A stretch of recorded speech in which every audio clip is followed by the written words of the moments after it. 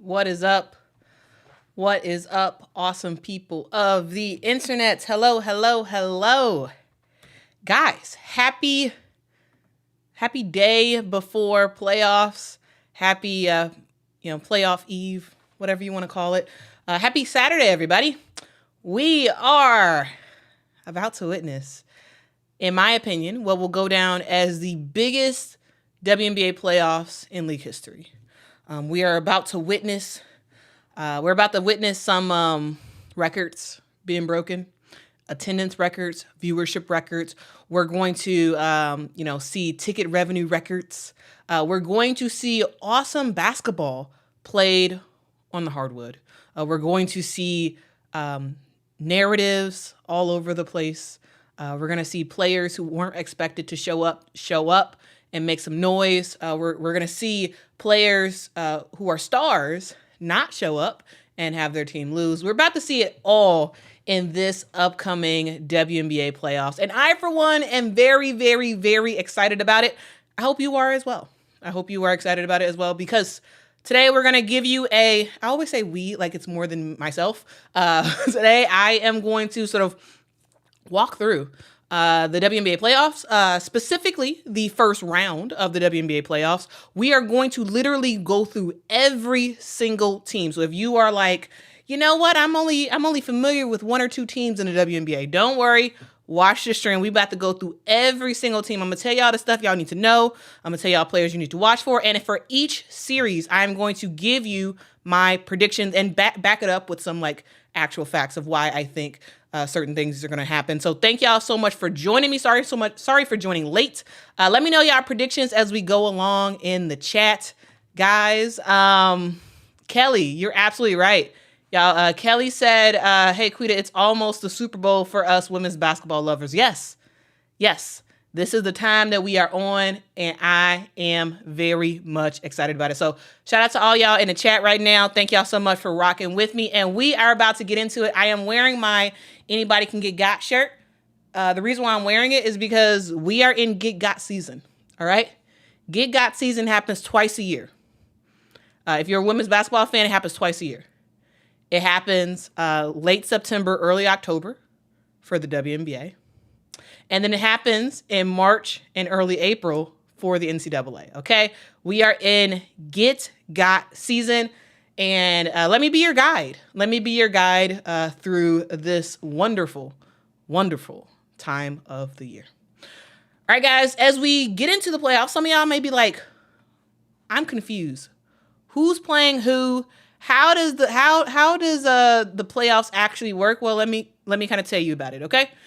So the top 8 teams make the playoffs for the WNBA. This is different than the NBA, where the NBA has the Eastern and Western Conference. Technically, the WNBA does have that as well, but Eastern and Western Conferences has no bearing at all for WNBA playoffs. All right, so it's top 8 teams, regardless of your conference. It is the top 8 winning percentages. So whoever has the top 8 winning percentages, they make the playoffs, okay? And so for the first round, we have number one seed going against number 8, number 2 versus number 7, number 3 versus number 6, and number 4 versus number 5. All right. Thing to note, guys, also, like the NBA has 7, it's a best of 7 for the NBA. WNBA, not the same thing. For the first round, we actually have a best of 3. All right, so there are only a guaranteed 2 games in the first round. Guaranteed 2 games, and then we'll have that third game if it's tied up. So the thing to note is that the first 2 games in the first round will be played at the home of the number 1 of the top seed. So, for example, we have for number 1 and number 8, for number 1 versus number 8, we have the New York Liberty versus the Atlanta Dream. So because New York has the better record, the first 2 games of the first round for that series will be in New York. All right. So if New York win game 1 and game 2, series is over. They don't go for game 3. But if the series is tied 1-1, they will then play game 3 at Atlanta. All right. So for the NBA, the game 7, like that sort of pivotal game, that's played at the arena of the highest seed. In the WNBA, it's not the same thing. It's not that way. All right.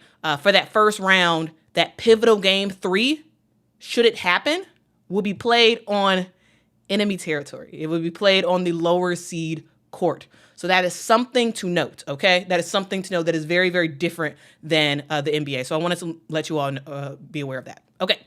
For the semifinals and the finals are best of 5, which means the first 2 games are at the higher seed, and then the second 2 games, game 3 and game 4, is at the lower seed. Game 5 is at the higher seed, okay? All right, so hopefully that makes sense. If for some reason it does not, please let me know in the chat, and I will try my best to explain it. But again, first round, best of 3, first 2 games at the higher seed, third game at the lower seed if needed.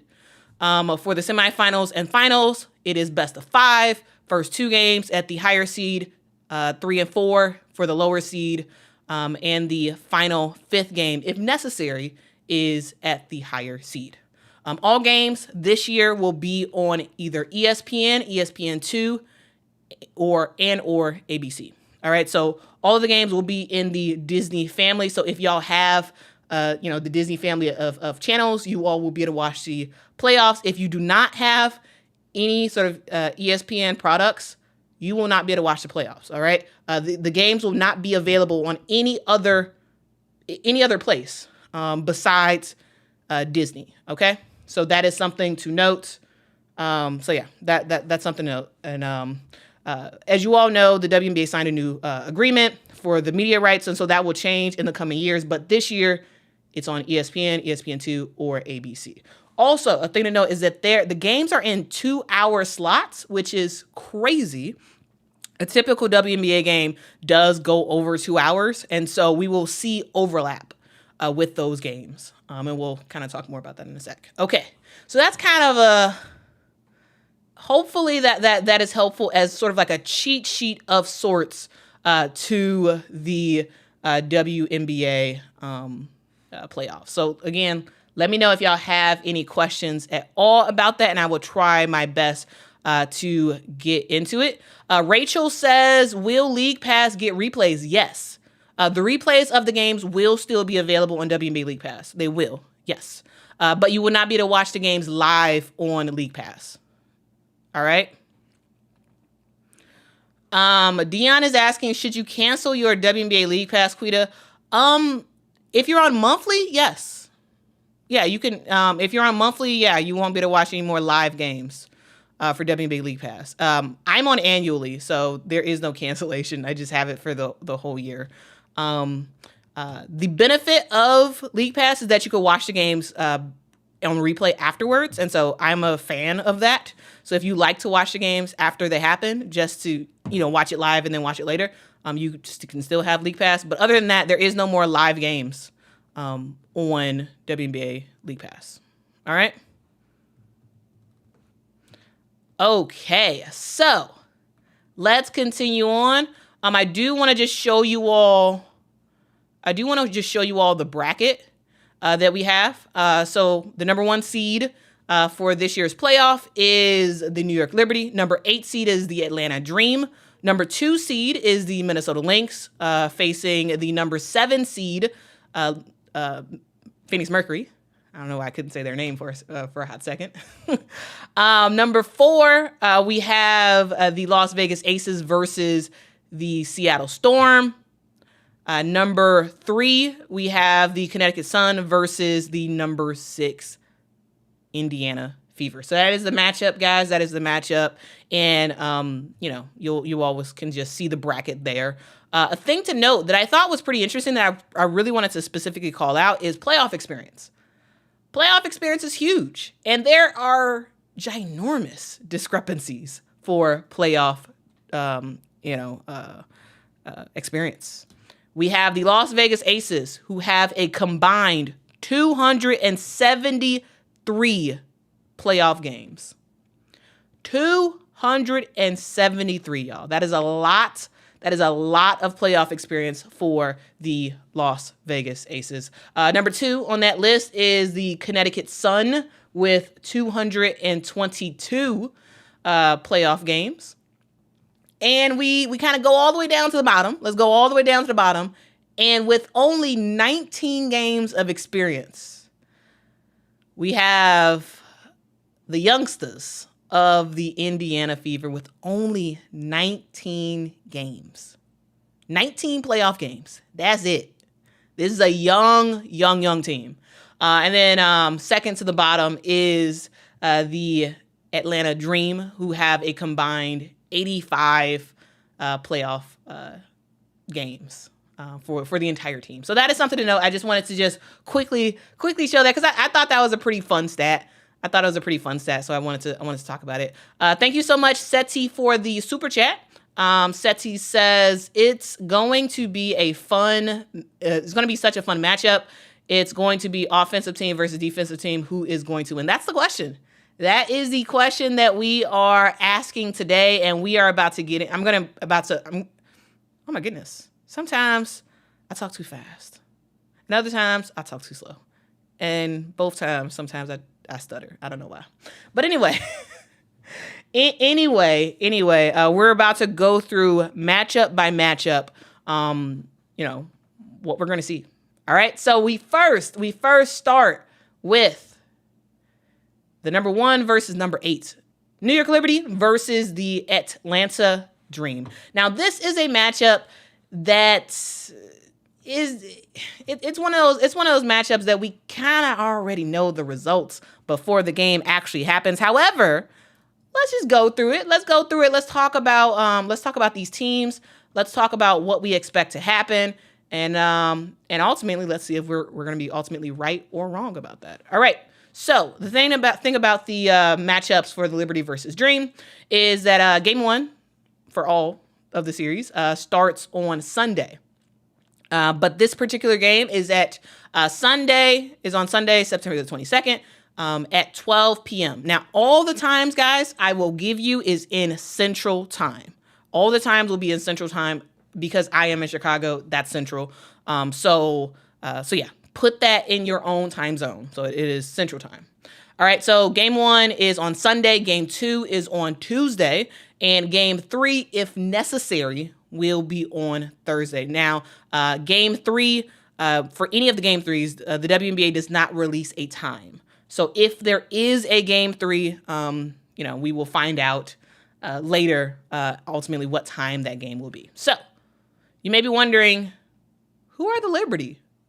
Who's on this Liberty team? Like, what makes them the number 1 seed? What makes them so good? Well, let me kind of walk through it. Let me kind of tell y'all why the New York Liberty is really, really good. All right, so they have the best record in the WNBA with a record of 32-8. This team is really, really, really good. Now, a thing to note, guys, is that the New York Liberty has battled with injuries this entire year. They've been battling with injuries like other teams in the WNBA, but unlike other teams, they don't have the other players who can kind of pick up the slack and make some noise for the New York Liberty. Now, when healthy, this New York Liberty team is extremely hard to beat. Now, the reason why they're hard to take down is because they have a really, really good mix of offense and defense. And it's tough. It's tough to go against. So let me kind of break it down. For me, the New York Liberty, their dominant starts in their starting 5. So when you look at their starting 5, it is extremely, extremely good. This is the best starting 5 in the league, in my opinion.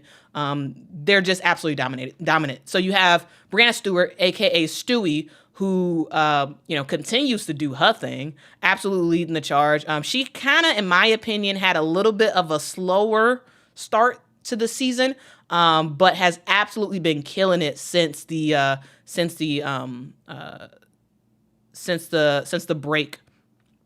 Olympic break. She's been absolutely doing her thing. Another player who I think definitely should be on the list for most improved player is Sabrina Ionescu.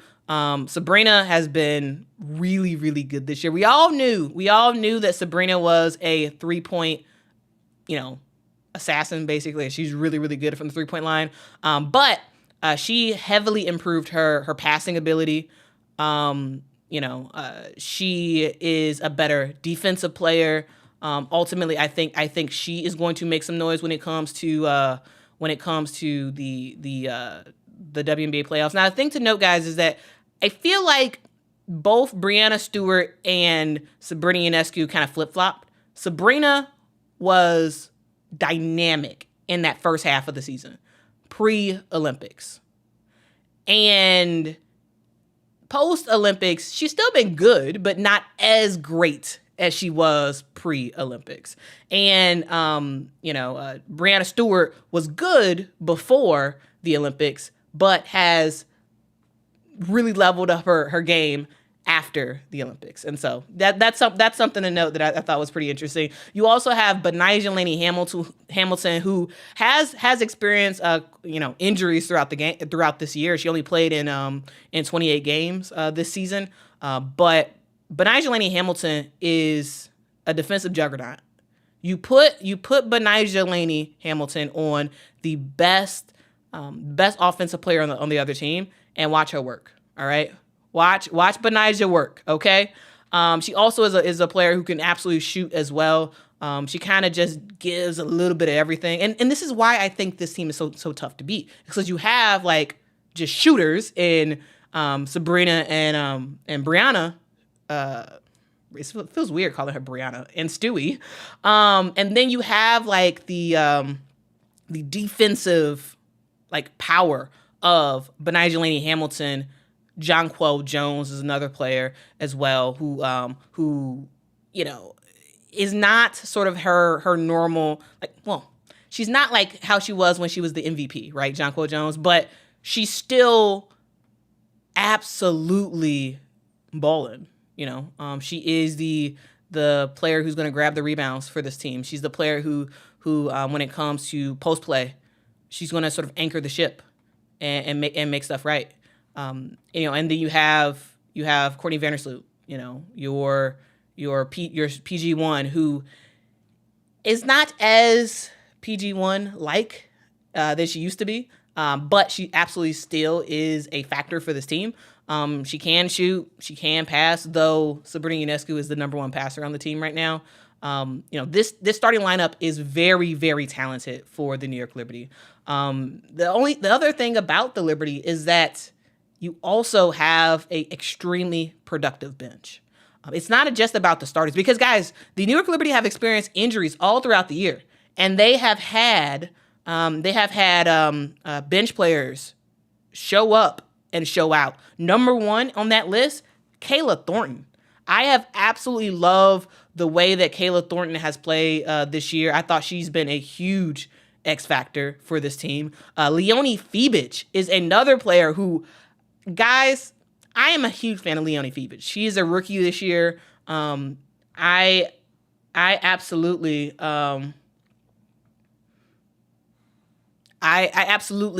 have enjoyed watching her play. She was a player who I'd never heard of until this year. I'd never heard of Leonie Fibich, but she's been doing her thing, and I've been really, really enjoying to watch her play. The thing to note about the New York Liberty is that they have still yet to win a WNBA championship. This team has made it to the WNBA finals multiple times, and still has not won a WNBA championship. Their quest continues, and so maybe this year will be the year. Who knows? Let me know in the comments if y'all think this is the year for the New York Liberty. All right, and who are they playing? They are playing the Atlanta Dream. Now, this team barely got into the WNBA playoffs, but hey, they're here. The slate is clean, and they are about to try to make some noise. This team ended the season with a record of 15-25 on the season. This team has been decimated with injuries. It's kind of crazy the amount of injuries that this team has had to deal with. You had Ryan Howard and Jordan Canada, who were out at the beginning of the season. It was huge losses for this team. The Atlanta Dream. When you talk about the Atlanta Dream, number one, you think about their best player, which is Ryan Howard. Ryan Howard was hurt, first half of the season. She was hurt. They had to make do with not great play, not great play at all. And we saw lots of various lineups, lots of rotations, tried and failed for the Atlanta Dream. But finally, Ryan Howard, she's back. She had a couple of games a week or so ago where she was absolutely balling. She had like 3 games in a row where she had like 30 points recently. She is a player that can absolutely light it up. She is a quiet player. She doesn't talk that much, but her game speaks very, very, very loud. You also had Jordan Canada out for the top part of the season as well. Jordan Canada is the PG1 for the Atlanta Dream, and they just play better. They just play overall better when Jordan Canada is out there. She sort of steadies the ship. She can also shoot the ball really well. She's a great player, and they were missing those 2 players early in the season. And if they had them, they definitely would not be last. They definitely would not have taken so long to get in the WNBA playoffs if they actually had a healthy team. A thing to note, guys, right now is that the team has some injuries that they're still dealing with. Cheyenne Parker Tyus is out, and Ariel Powers is also out as well. So those are 2 players who will not be playing in the WNBA playoffs, or at least as far as I can tell. All right, this is a team that has talent, but they do struggle in games.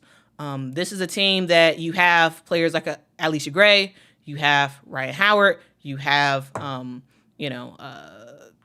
Jordan Canada, you have pretty decent scorers on this team. You have Tina Charles, which you can't forget about her, a WNBA legend who is still balling. You have good talent, but it feels that sometimes it just doesn't work. Sometimes it feels like they don't live up to the potential that they have. The gameplay is a little bit sporadic at times. Like sometimes they look really, really good, and sometimes they look really, really terrible. Rotations is also something that, does leave a little bit more to be desired, I would say. This is a team that's good, but they do struggle to put it all together. And so they could be really good in this playoffs, or they could be pretty terrible. It's sort of the luck of the draw, and they are absolutely in for an uphill battle in this series. All right, in terms of previous matchups, the New York Liberty have beat the Atlanta Dream 3 of the 4 times that they have played this year. Basically, y'all could just call this 3 out of 3 because that last game just happened, and that was when New York didn't really play their bench. Didn't really play their starters, and so yeah, you gotta put that gotta put that in your head, okay? But yeah, the first 2 matchups, pretty easily the New York Liberty won those games, and then the other 2 matchups, New York Liberty, the game was a lot closer, but New York was able to win. And then the last game that actually just happened 2 days ago, the Atlanta Dream won that game. But again, yes, that game counts, but in my head, not really, because again, New York, they'd already clinched the number 1 spot in the playoffs. They didn't really need to play their starters, and so that's a thing. Okay, that is absolutely a thing. So with all of that being said, let's get into the keys of the series. All right. So here are the keys of the series, in my opinion, for the New York Liberty. It's light it up from 3. The New York Liberty is a team that can shoot the 3 really, really, really well. You got guards who can shoot the 3. You got posts who can shoot the 3. You got bench players who can shoot the 3. Let that thing fly, okay? Let that thing fly for the Liberty. Number 2, limit turnovers. The only way that the Atlanta Dream really have a chance is if the New York Liberty give them a leg up. All right? And the only way they can do that is if they turn over the basketball.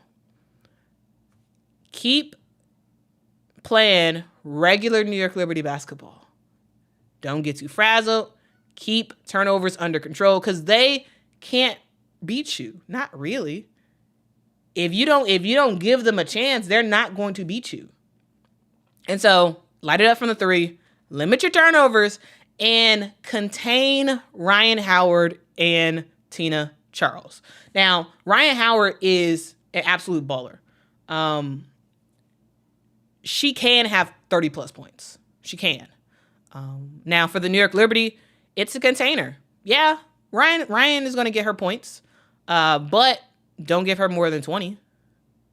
Keep her under 20. Tina Charles, she's going to get a double-double likely. Okay, that's fine. Keep her points under 15 and limit her rebounds. That's all you really need to do. In my opinion, it's not that much that the New York Liberty need to do to win this thing in two games. So that's my thoughts. Light it up from the three, limit turnovers, and contain both Ryan and Tina. Now for the Atlanta Dream, what do they have to do? They got to do quite a bit of things, right? This team has to contain scorers, which is crazy hard to do. All right, the New York Liberty have a lot of scorers. Again, you got Sabrina, you got Stewie, you got John Quayle who could shoot threes, you got Benigilani Hamilton, you got Leonie Phoebus who can come off the bench, you got Kayla Thornton who just hides in the corner waiting for a chance to get the ball and hit that 3-point shot, right? You have scorers all throughout this team. So sit down on defense and contain them. It's a hard task. It's a hard task to do. Most teams have never done it, but you got to do whatever you got to do to contain. And a potential start to that is to get Stewie and Jonquel Jones in foul trouble. You have to get them in foul trouble early, get them off the floor, because it's way easier to score on a player like a Niara Sabally than it is a Jonquel Jones, right? It's easier to play defense on her than it is Jonquel Jones, right? And this is no shade to Niara Sabally. I'm just saying, my point is that if you can get the post players for the Liberty off the court, it does help to sort of give you an opportunity, because you need Tina Charles to be able to work, all right? You need to get her to the free throw line. You need to give her 20-plus points for you to really have a chance. And the way to do that is to get New York's post players out of the game. Get them out of the game. Also, final key for the Atlanta Dream is to make sure that Ryan Howard gets going early. All right? Ryan Howard is the key to this team. She is the number one key. Yes, you have Alicia Gray, Alicia Gray is fantastic, but it's all about Ryan Howard. To me, this team is all about Ryan. All right? And she has to get going early, because if Ryan Howard can get 12, 13 points in that first quarter, what is Sandy Brondello going to do? Sandy is going to get that clipboard and she's going to say, okay, let's make some adjustments on defense. And when she does that, when she focuses more attention on Ryan Howard, what does that do? That opens up everybody else. If Ryan Howard is able to pull two defenders with her, you got shots. All right? The post is more available when you have two players focus on Ryan Howard instead of one. And the only way that can happen is if Ryan Howard gets going early, because you have to force Sandy Brondello to change their defensive scheme. You have to. That's the only chance you have, in my opinion. Like that's what you have to do. Now, will the Dream do it? I don't know. We'll see. But to me, that is the key. That is of all the keys I just talked about, that's the biggest one. Ryan Howard needs to get going early to open up opportunities for her teammates. All right. So that's kind of my quick look at the matchup between the New York Liberty and the Atlanta Dream. Now, guys, what are y'all predictions about this game? Let me know in the comments below. I would love to hear y'all predictions about this game. Yeah, I'm very, very curious. But for me, my prediction is right here. My prediction is that the New York Liberty will win this game in 2. We will not go to a third game in the series. It will be over in 2. The New York Liberty, in my opinion, will easily win both of those games and move on. But I'm very, very curious to hear what you all have to say. Hopefully this sort of like quick rundown of sorts was helpful to sort of give y'all a decent look at these teams. Now, again, guys, I could probably do a 3-hour video on the Atlanta Dream by themselves. All right, where I'm dissecting every single thing about this team. That's and I can do the same thing for the Liberty and the same thing for any of the other teams that we're going to talk about in this stream. But I was trying my best to make it. I was trying my best to try to be as succinct as possible. So yes, there's certain stuff I didn't talk about, but because literally, this could be 3+ hours just on one team. So hopefully this is helpful. If it wasn't, let me know why, and I'll try to improve for the future. All right, so that's what we have for that first matchup. We have the New York Liberty, in my opinion, beating the Atlanta Dream. Next up, let's talk about the Indiana Fever versus the Connecticut Sun. All right, so the Connecticut Sun are the higher seed, so they will play both games 1 and game 2 at Mohegan Sun Arena, which tickets for those games have been going through the roof. So shout out to those people who are going to be paying some big bucks to watch that game. Game 1 is happening tomorrow at 2 p.m. Again, that is Central Time. And game 2 will happen on Wednesday, September the 25th at 6:30 p.m. again, Central Time. Game 3, if it is necessary, will happen on Friday. Okay, so that's kind of the landscape of those games. All right. So let me introduce you to the Connecticut Sun. So who are they?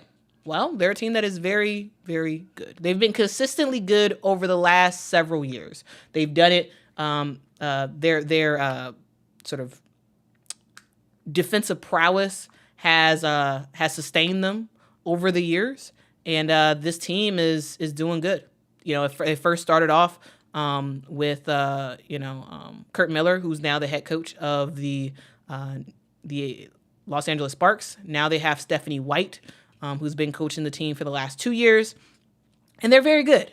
And the thing to know about the Connecticut Sun is that they are all about defense, and maybe a little bit more defense sprinkled in there, just a little bit on the top.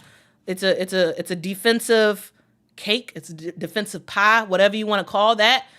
This is a very, very, very good defensive team. Okay. All right. And the other thing to know about this team is that they have experience for days. Now, guys, you all saw that graphic that I showed you earlier in the stream. Now, I'll show it again. Playoff experience. Connecticut Sun, their players have had 222 playoff games combined. All right. They have a lot of playoff experience. And again, you compare that to the Indiana Fever, who only have 19. So it's a huge difference in experience for this team. The Connecticut Sun players they've gone through a lot. They have gone through a lot. They know what it means to lose in the finals. They know what it means to lose in the semis. They know what it means to lose in the first round. This team has experienced just about everything. You have DeWanna Bonner, who had a illustrious career in Phoenix before she went over to Connecticut. You have Alyssa Thomas and others who have been doing their thing. Brianna Jones and others who have been doing their thing for the Connecticut Sun for years.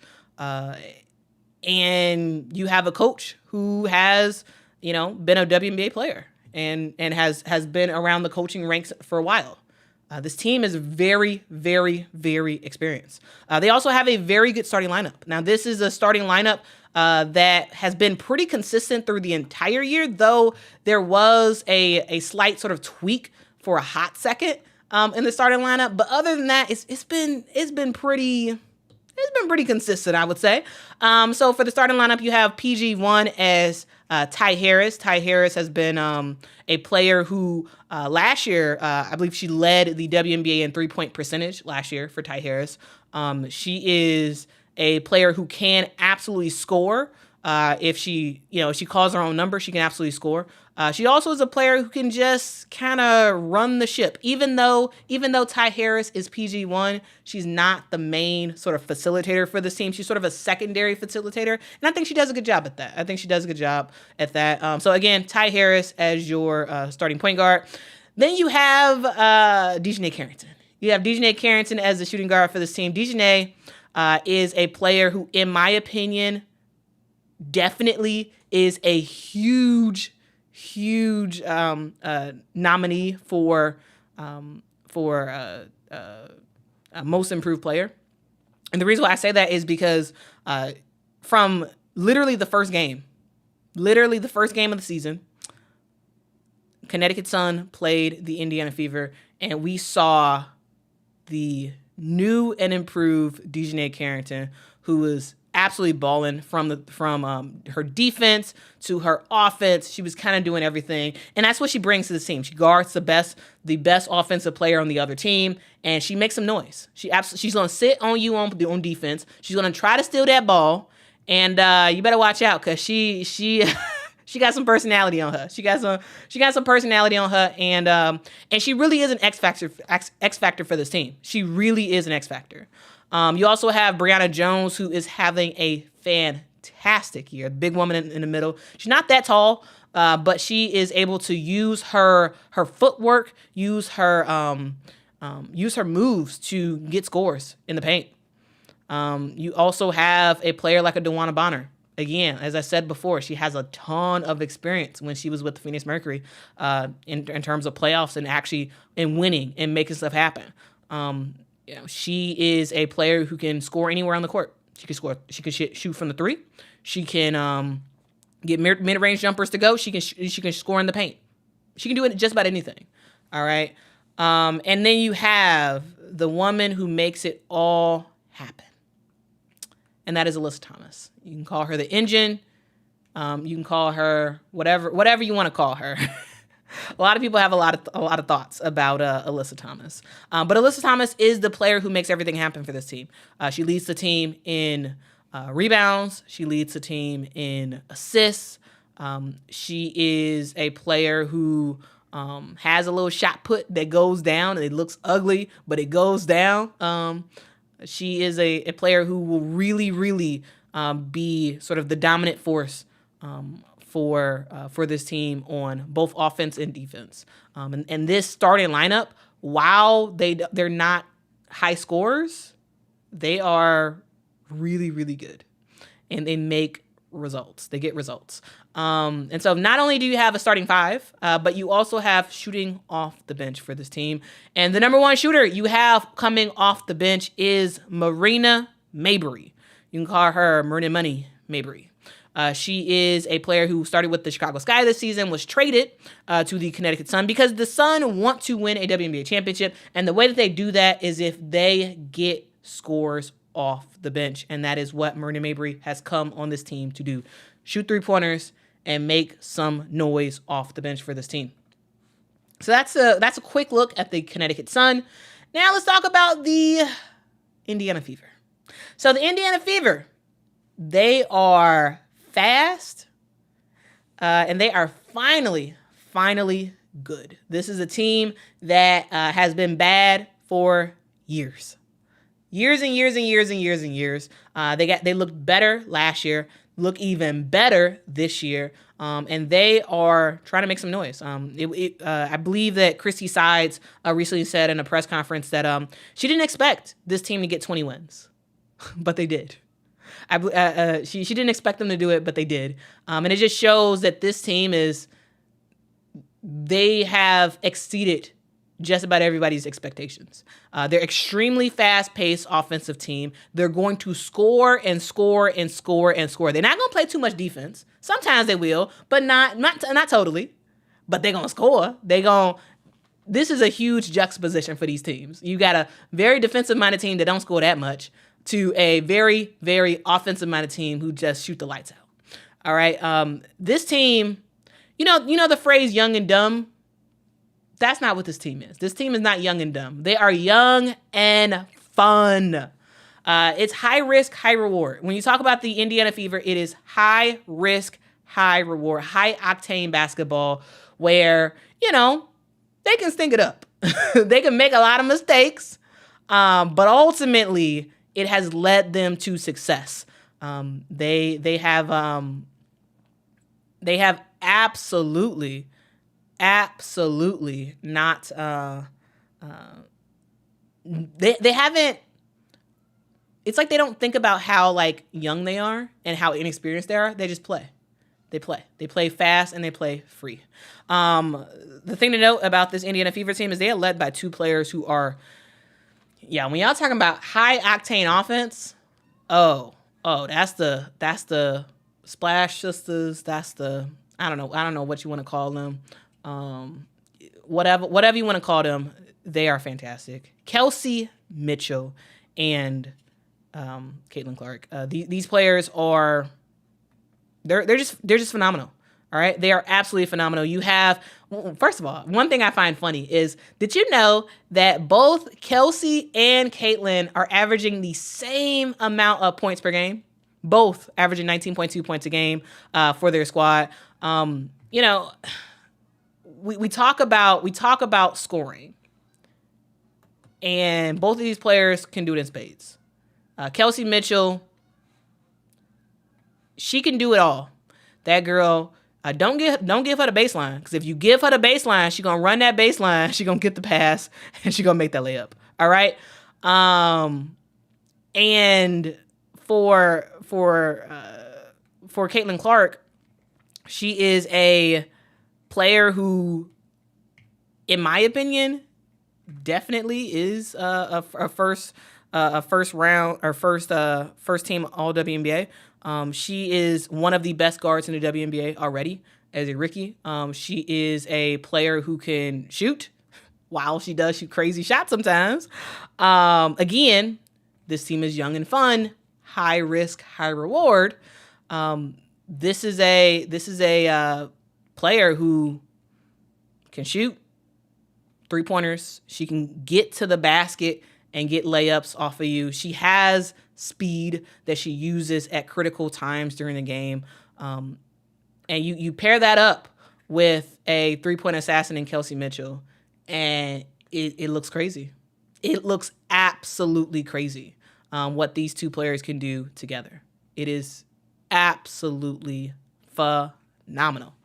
Again, you got those two players who, in my opinion, are the most important players on this team. Those are the core, though not totally your future core. It's of course also Aaliyah Boston, in my opinion, as well. But though, when you're talking about offensive firepower, that's them two right there. That's them two. Kelsey Mitchell and Caitlin Clark. The thing to know about the Indiana Fever is, to me, their bench is unpredictable.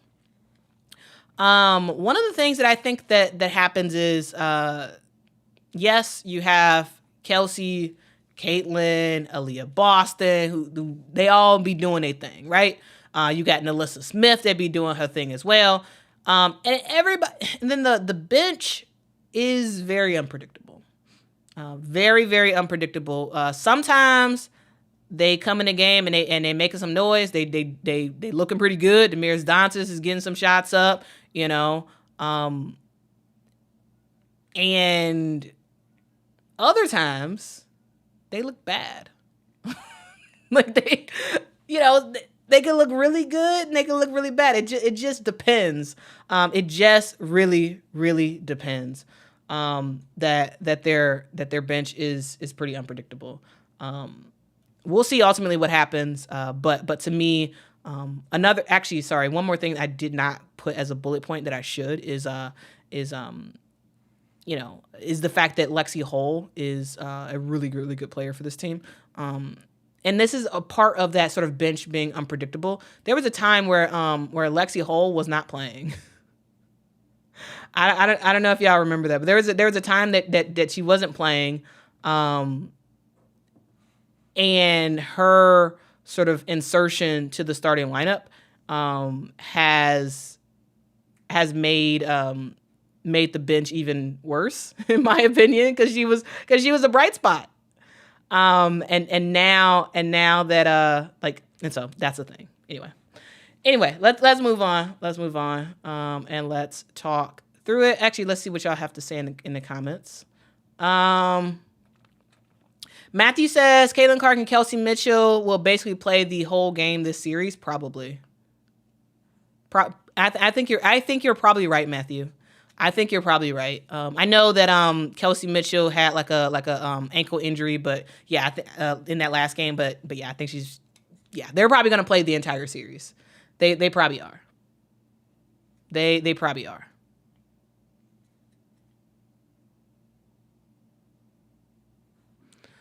All right. Let's get into the previous matchup. So the Connecticut Sun lead in the series this year. So they've won 3 of 4 games against the Indiana Fever this year. Of course, we all know that first game of the season that happened on the 14th of May that resulted in a pretty sizable win by the Sun. Came back a couple days later, and the Indiana Fever gave the Sun a run for their money, but ultimately they were not able to get the W in that one. Come back again, a third matchup. We see the Connecticut Sun once again take down the Indiana Fever, and then finally, the Indiana Fever get the dub over the Connecticut Sun in that last matchup that they played, by winning by 4 points. All right, so let's go to the keys of the game. So for the Sun, it is stay out of foul trouble. Now, this Indiana Fever team, at times, they can be pretty good at drawing calls against the other team. And it is important for your core players to stay on the floor as much as possible. That means Alyssa Thomas staying out of foul trouble. That means Dejanay Carrington staying out of foul trouble. Brianna Jones out of foul trouble. Like this team has to stay out of foul trouble to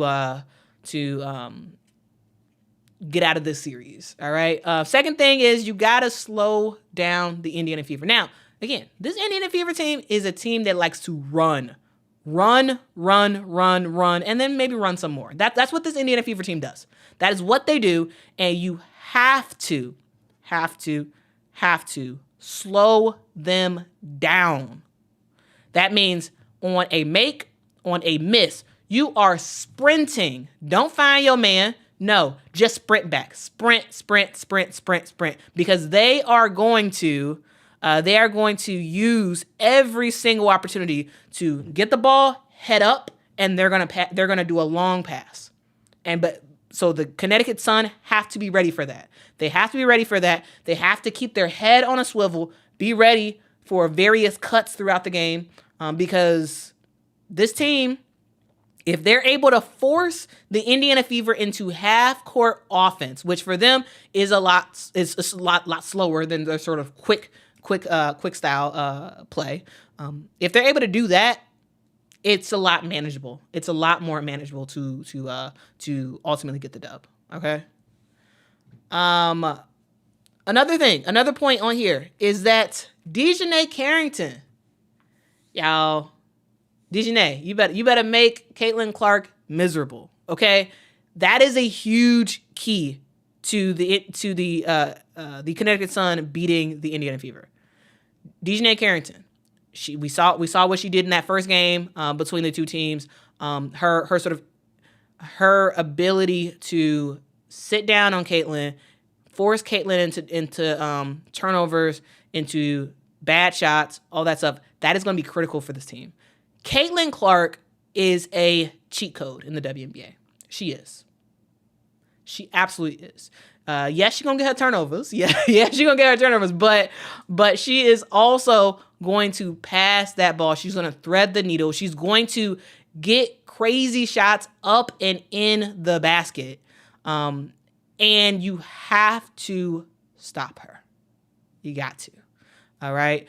Yes, Kelsey Mitchell is going to cook. But if you got Kelsey and Caitlin cooking, oh, you ain't got no chance.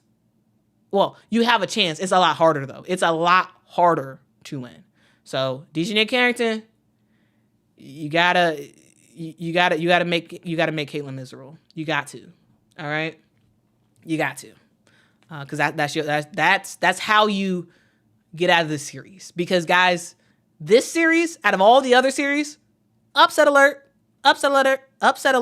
That those bells should be ringing. They should be ringing. This is absolutely a Sun team that can be upset. And so these keys, in my opinion, are the things that will help them to actually get out of this thing intact. All right. I also think that another key is that Marina Mabrey needs to hit threes. They traded 2 players and a draft pick for Marina Mabrey. The reason why is because she's a scorer. Marina is a player who can come off the bench and score. Now, you need her to actually score. Marina needs to be shooting and making several threes a game for this team. Because Connecticut, while they can play defense, they're not going to fully be able to stop the Fever. The Fever are going to get points. And so you need shooters to counteract the points. Okay? And then Alyssa Thomas needs to limit turnovers. Alyssa Thomas is fantastic. Definitely, in my opinion, one of the best players in the WNBA. Has been for a while now. She's a fantastic passer, but sometimes she does get a little bit too amped up, in my opinion, and has some games where she turns over the basketball. And so she has to keep that thing under control and be the point forward that we know she is, and just absolutely dominate and take her time. Don't rush. All right, for the Indiana Fever, what are their keys? Well, number 1, take care of the basketball. Take care of the basketball. This team, as I said earlier, is a team that can play very fast pace. They're young and fun, high risk, high reward. They play very, very, very fast pace, which means they can be very sloppy with the basketball. That's what that means. All right? That means that this team can make a lot of mistakes. That means that this team can, from the point guard, Caitlin Clark, on down, can just have a turnover fest. Where it's just like, what are y'all doing? They get a little bit too ambitious, a little bit too wide-eyed, and then start making crazy decisions. So take care of the basketball, Indiana. Take care of the basketball. Number 2, it is play inside-out basketball and fast-paced basketball. Now, guys, you can do both. You can absolutely do both. So this is a team that is very fast-paced, right? And I think a lot of times when people think about inside-out basketball, people think, oh, you're slowing them down. You're playing slow basketball. No. I absolutely think that this team can do both, being playing inside out and fast pace. Inside out, basically, what that means is if you're not getting a fast break opportunity, like if you're not like quickly scoring, don't let your guards do it all. Give the basketball to Aaliyah Boston almost every single chance you can get in the half-court setting. Give the ball to Nalissa Smith. Give Nalissa Smith some ISO abilities in the post, and let Aaliyah Boston then look out and see what could work on the outside, right? Sure, set whatever screens you want. That's fine. This team is a very screen-heavy team. The Fever do a lot of screens, specifically with Aaliyah Boston and Caitlin Clark. A lot of screens. And those screens are successful. They work. However, you can also just put Aaliyah Boston on that block, pass the ball to her, let her back her player down, and then have her decide, am I going to score? Or now, since I'm backing my player down, the guards are looking at me. They're turning their heads. Is there a 3-point shooter open? Maybe I'll kick it out, and that gives opportunity. All right. So yeah. So I'm looking forward to this team doing both, playing fast-paced basketball and playing inside-out basketball, primarily through Aaliyah Boston, because that even more allows the guards to dominate in terms of scoring. All right. Number 3, the team needs to play free. You were not expected to make the playoffs. You won 20 games. You were not expected to do that. You are a team that doesn't have really any playoff experience. You are a team that has a lot of hype around you. Block out all that noise. Block out everything that's going on, Indiana, and just say, we about to play Indiana basketball. We about to have fun. We about to have fun, and we are not going to think. We're not thinking on the basketball court. No. Don't think. React and play free. Clear your mind and play some basketball. And when this Indiana Fever team plays free, they're dangerous. They could beat anybody. Literally, this team could beat anybody in the WNBA. Don't think about it. Don't get intimidated. Who cares? Who cares that this Connecticut Sun team is really good? Who cares? Who cares if they beat you 3 times this year? Who cares? Nah. Empty your mind and play free. And play some basketball. All right. Also, I would say Kelsey Mitchell needs to dominate. I mean, that's to be said, but there's gonna be a lot of attention on Caitlin Clark. The Connecticut Sun are gonna really be focused on her, and so it is up to Kelsey Mitchell to be like, yeah, it's my time. It's always my time, and I'm about to score like crazy. Kelsey Mitchell, they're gonna need 27 plus points from Kelsey, because there will be a disproportionate focus on Caitlin Clark. So it's time for Kelsey to cook. Kelsey, she been cooking, but she gonna cook more. And that's sort of the key for this team. So that's kind of my thoughts about what the Indiana Fever needs to do to actually win the series. Now, guys, what are your predictions? Let me know in the comments, what are your predictions about this?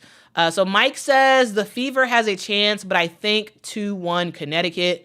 Let's see what else y'all got to say. Who has a prediction? Who has a prediction?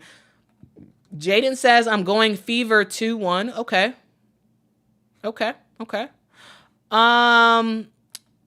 ABZ Cat, thank you so much for the super chat. Says, Quita, should Caitlin Clark play decoy for Kelsey all game? I mean, that's not a bad idea. I'm just saying. That's not a bad idea, because we all know, everybody and their mama know that the Sun are going to be extremely focused on Caitlin Clark. So yeah, play decoy. And let Kelsey cook. Yes. But what y'all got to say about who y'all think will win? Pharaoh says Fever 2-1. Okay. All right. Doug says Fever takes the first game but lose 2-1. Okay. RC says Fever want to win the series, they better snatch the first game, and that's fact. Okay.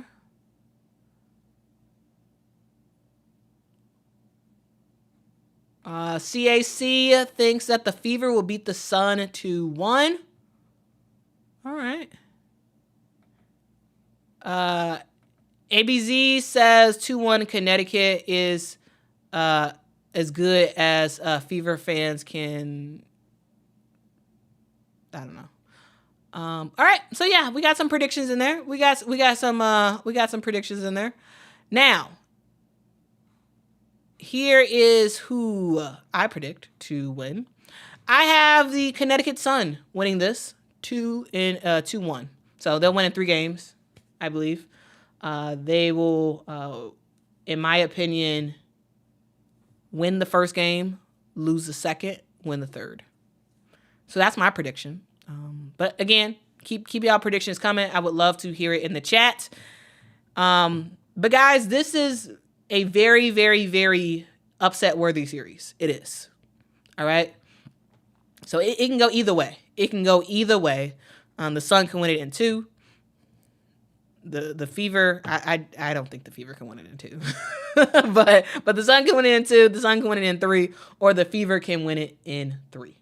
But ultimately, I really do think that the Connecticut Sun will win in 3. But we'll see. We'll see what happens. Y'all let me know what y'all think in the chat. And guys, let's move on to the Minnesota Lynx versus the Phoenix Mercury. Now, those games start tomorrow, as with all the games. That first game starts at 4 p.m. on tomorrow, which is Sunday, September the 22nd. Game 2 is on Wednesday, September the 25th at 8:30 p.m. And game 3 will be on Friday, TBD on the exact time of that game. Now, you may be wondering, who are the Minnesota Lynx? Who are they? What are they all about? And what's going on with this team? All right, well, the Minnesota Lynx are surprisingly very, very good. And the reason why I say surprisingly is because on paper, going into the season, this team, I didn't expect much from them. I didn't. I thought they were going to be okay. I thought they were going to make the playoffs, but I didn't think this team was going to be as good because they really just had, Nafisa Collier and, others who can play, but not be as impactful, or so I thought. And then we go into the season, and this team has been exceptional. They have been absolutely exceptional. And guys, I absolutely eat my words. I did not see this team really making noise in the playoffs. I didn't. And it went from, oh yeah, they're gonna make the playoffs to, oh yeah, they actually might win. like that's where I've gotten. That is where I've gotten with this Minnesota Lynx team. And yes, I absolutely eat my words because I look at them play and I'm just like, whoa, whoa, y'all are good. So yeah, the Minnesota Lynx, they're a team that is surprisingly good, in my opinion. This team is extremely defensively agile. Now, on paper, this does not look like a great defensive team. It doesn't. But in reality, this is an extremely good defensive team. They're basically almost all the players on this team is able to switch on defense and is able to play defense on various positions. They can guard lots of positions and shut down other teams. They're short. This team is not tall at all. They are not like incredibly athletic compared to some of the other teams in the WNBA. This is a team that, again, on paper does not look that good, but they are. They are that good and more. And to me, and I'll skip to the bottom on this one. To me, the reason why this team is so good is because, one, they have experience. They have experience for days. Absolutely. They have, while this team is relatively new in terms of some new players coming to the team, they have a lot of experience, right? You have your PG1 as Courtney Williams, right? Courtney Williams used to play on the Chicago Sky. She played for the Connecticut Sun. She has a lot of experience in big games, hitting big shots, being a valuable player in moments that matter the most, right? She has that experience. She's on the team leading the charge for them. All right. You have a player like an Atlanta Smith, who is a fantastic defensive player. Absolutely fantastic. If she could stay on the basketball court, because sometimes she be getting fouled out. Sometimes she be getting in foul trouble. That's the thing. But she's a new player on this team. You have Natisha Heidemann, who they just brought in this year. You have Maisha Hines-Allen, who just joined this team like a month ago. Right? This is a team that does have a lot of new pieces that are playing key roles on the squad.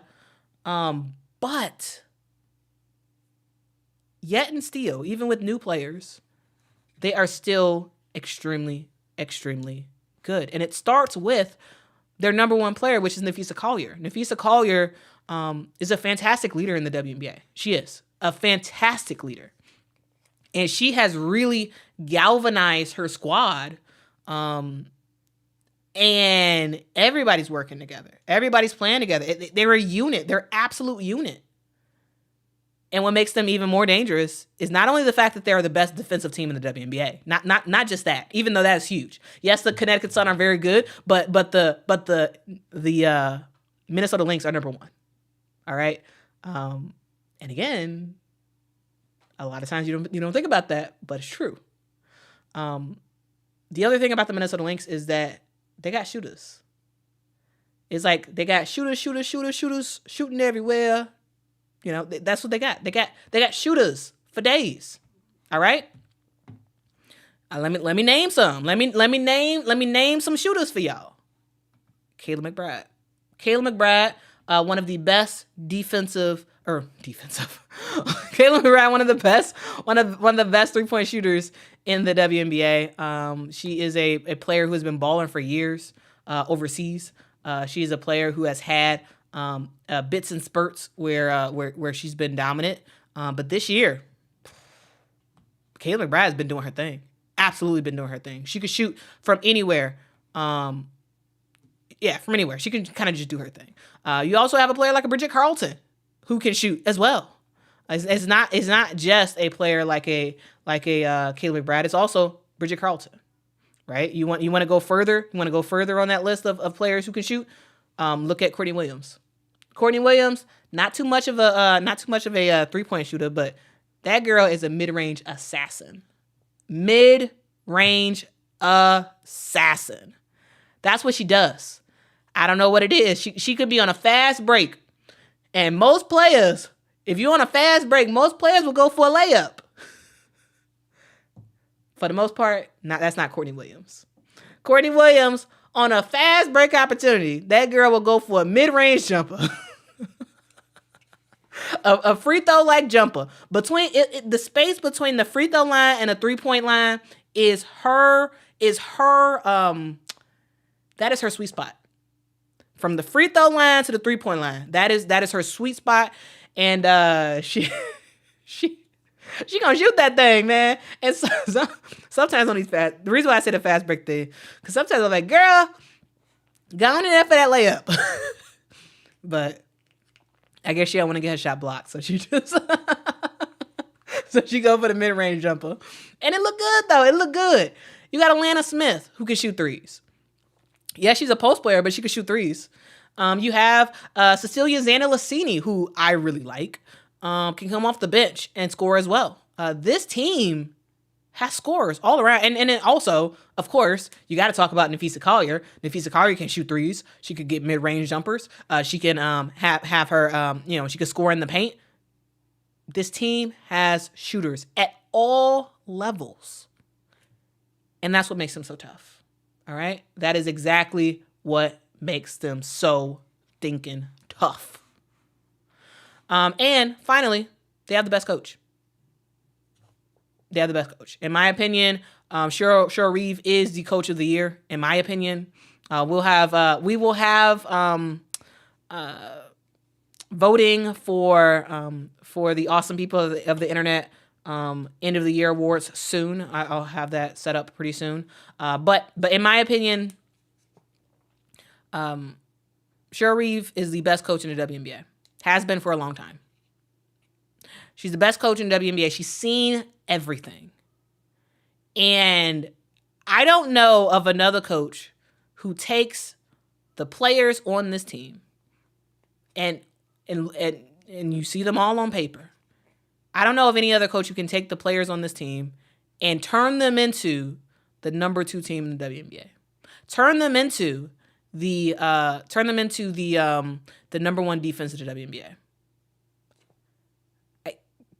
That's Cheryl Reeve, guys. That is Cheryl Reeve. I know, people saying Becky Hammon, RC saying Becky Hammon, but no.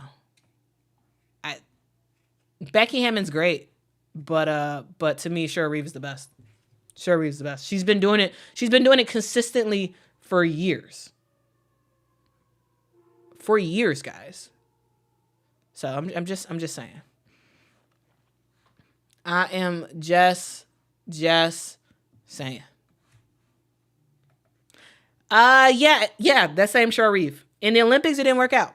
It didn't work out in the Olympics. I mean, yes, it worked out. It worked out because we won. We ultimately won. But I think Cheryl Reeve, the reason why Cheryl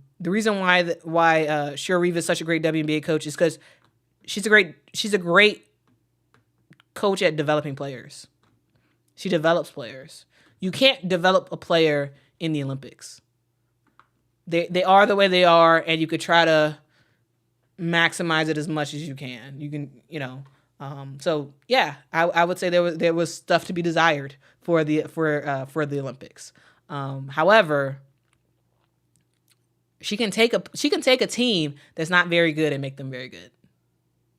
She absolutely can. Like, and to me, if you look at the WNBA over the last 15 years, I don't know how you can say that she's not the best coach. Like, I don't know. Like, because she has been for a very, very long time. So yeah. They have the best coach who has seen everything, who can make that clipboard do some magic and make some stuff happen. So who are the Phoenix Mercury? So the Phoenix Mercury is what I like to call new team. Who dis? Because this team, while they have a lot of consistency on their team and some of the players, they also have a lot of new players. Well, they have key new players who are on their team. You have the newest and greatest player is Quita Copper on the team, who absolutely was a huge asset for the squad this year. The Phoenix Mercury ultimately end up with a record of 19 wins and 21 losses on the season.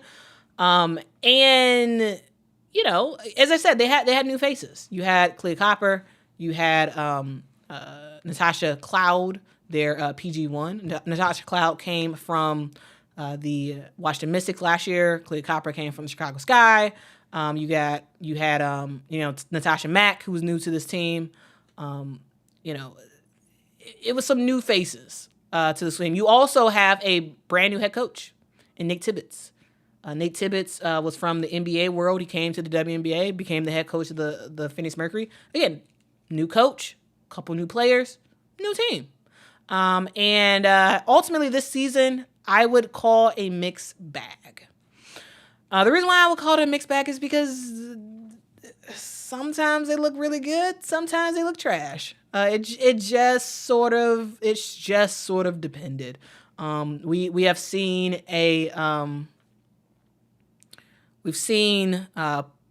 Quita Copper continue to do her thing, and when healthy, play and play well. We have seen Brittany Griner, score a lot of some points and whatnot, and be impactful for this team. But I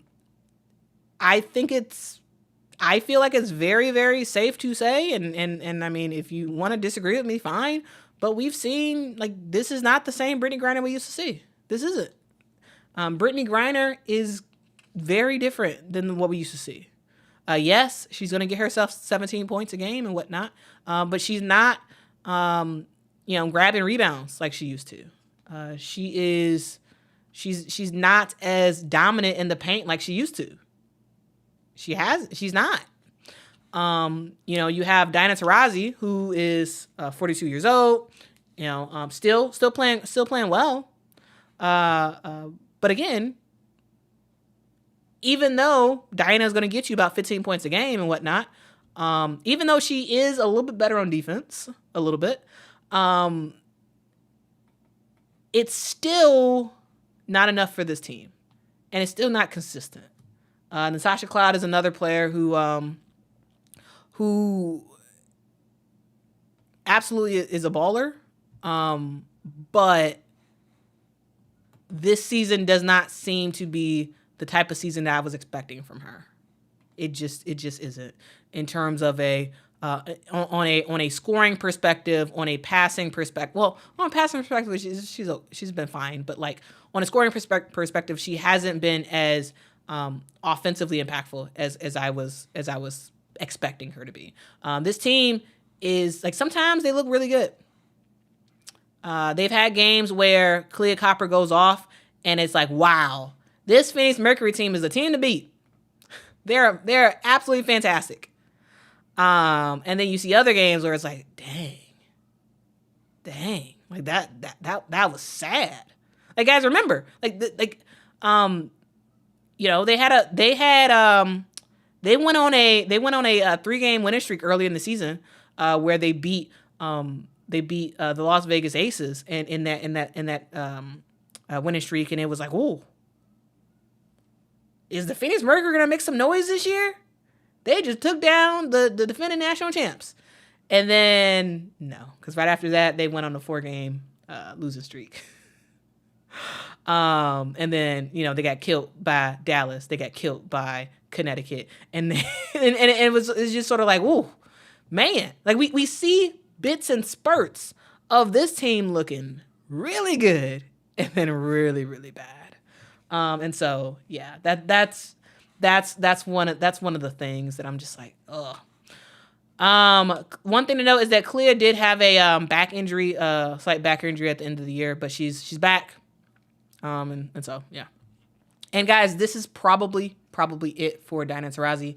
I think she's done after the season's over. The reason why is because, yes, they're having that sort of if this is it campaign. And you don't take that much of that into account when you're thinking about, okay, well, is this actually it for a player? But the fact that Penny Taylor took part in those videos, I'm like, oh, I think this is it. Another thing was that her and Dewana Bonner took a photo together, and Dinah said, I think she said something like, for the last time, let's take this photo for the last time, or something like that. And I was like, oh, yeah, I think this is it. I really do think this is it for Diana Taurasi. So that's the thing to note. This is the end of an era. End of an era for the Phoenix Mercury. For the previous matchups, we have seen the Minnesota Lynx beat the Phoenix Mercury 3 times. So they're 3 of 1. So Minnesota won the first matchup. Phoenix won that second one narrowly. 1-point game in that one. Third game, Minnesota won again pretty easily. And then that fourth game as well. Now, let's get to the Lynx keys to success for the series. So, number 1, Alana Smith, can you please stay out of foul trouble? Alana Smith, you need to be on a basketball court. Stay out of foul trouble. Don't foul. All right? That's number 1 on my list. Number 2 is let it fly. This is a team that loves to score. This is a team that has shooters on their squad. And so you better score that basketball. Let that thing fly. Kayla McBride, shoot that thing. Shoot that blankety blank. Like Don Staley would say. Shoot that blankety blank. Yeah, shoot it. Bench mob, be ready. All right, that's another thing. This team has some very good bench players. And it's up to them to be ready. Be ready for when their name is called, to get out there and shoot shots, play some defense, and ultimately wear out the Phoenix Mercury. All right?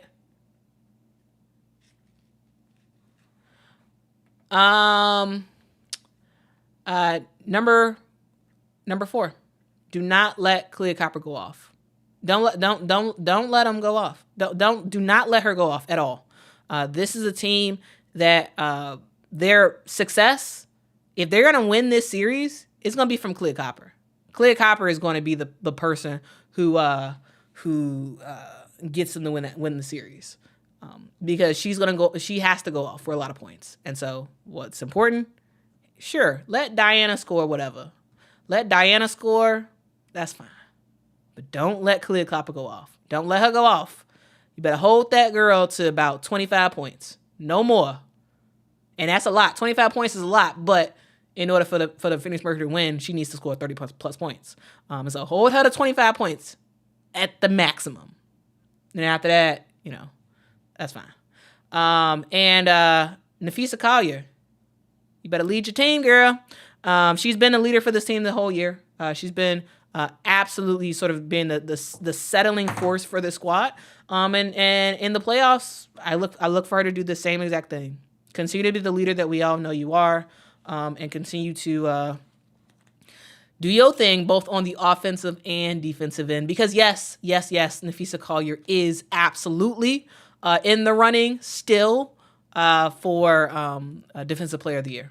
Absolutely, in my opinion. Guys, if y'all could please hit that like button, that really, really does help the channel out a whole lot. Thank you so much, Alyssa. Hit that like button for me one time. All right. Now, for the Phoenix Mercury, keys to success in this series. Keys to success is to sit down on defense. The Minnesota Lynx is a team that can score. They can absolutely score the basketball. And so, Phoenix Mercury, y'all, you better play the best defense you've ever played in your life. All right, you better play some fantastic, fan-freaking-tastic defense. You need championship Brittany Griner to show up. You absolutely need her. I spelled Clea Copper's names wrong. Sorry guys, I spelled Clea Copper's name wrong. I apologize for that. That was me in my haste of typing out these slides. My bad. But yeah, Clea Copper's name is spelled wrong. Sorry about that. But we need championship Brittany Griner to show up. All right.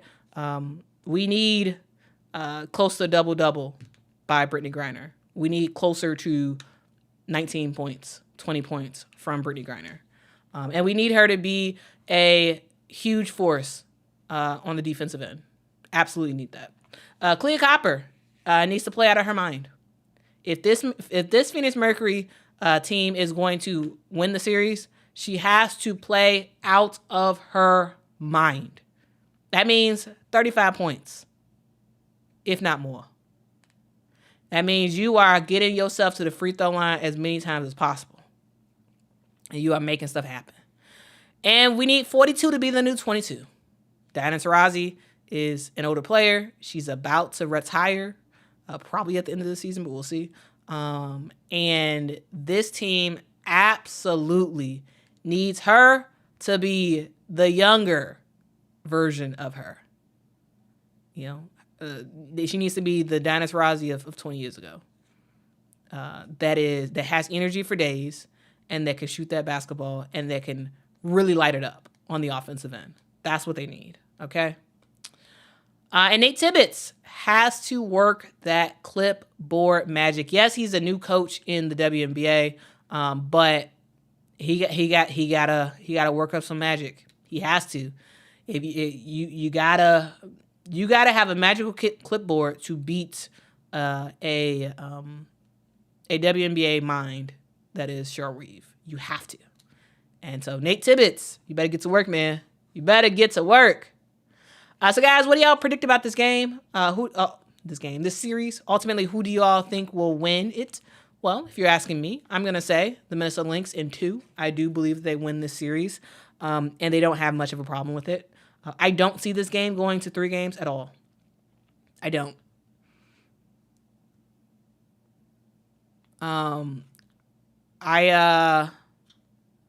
I don't think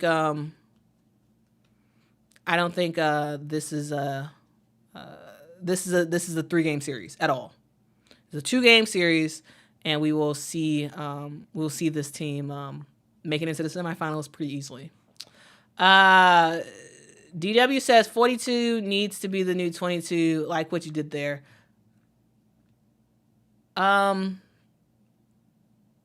Yeah. Oh, yeah, I guess. Yeah. Oh, you can take that 2 ways. So I was meaning like the younger version of Diana Taurasi, but 22, you could think of number 22, Caitlin. Oh, well, yeah, there we go. I'm going to say that was intentional because that's pretty clever. That's pretty clever. That wasn't intentional, but I'm going to say it is because that's pretty fun. I like that. That is me being clever. All right. Pharaoh says Lynx win 2-0. C-Smoke says Mercury are not going to win in a shootout with the Lynx. The Mercury get 3-point happy at times. Yep.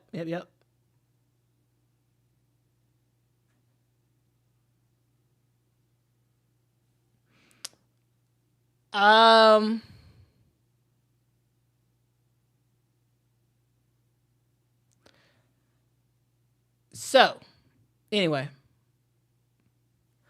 let's continue on. Let's continue on to the final matchup, guys. We have been going for a long time. I thank y'all so much for rocking with me. Thank you so much for rocking with me, guys. If y'all could, please hit that like button, hit that subscribe button as well. I make content all about women's basketball, so if that is your thing, make sure to subscribe. I love to focus on education. That's what I do on this channel. It's not like it's not a hot takes channel. It's not like a sensationalized channel. This is a channel that is meant to be entertaining, but also extremely informative. This is sort of like infotainment of sorts.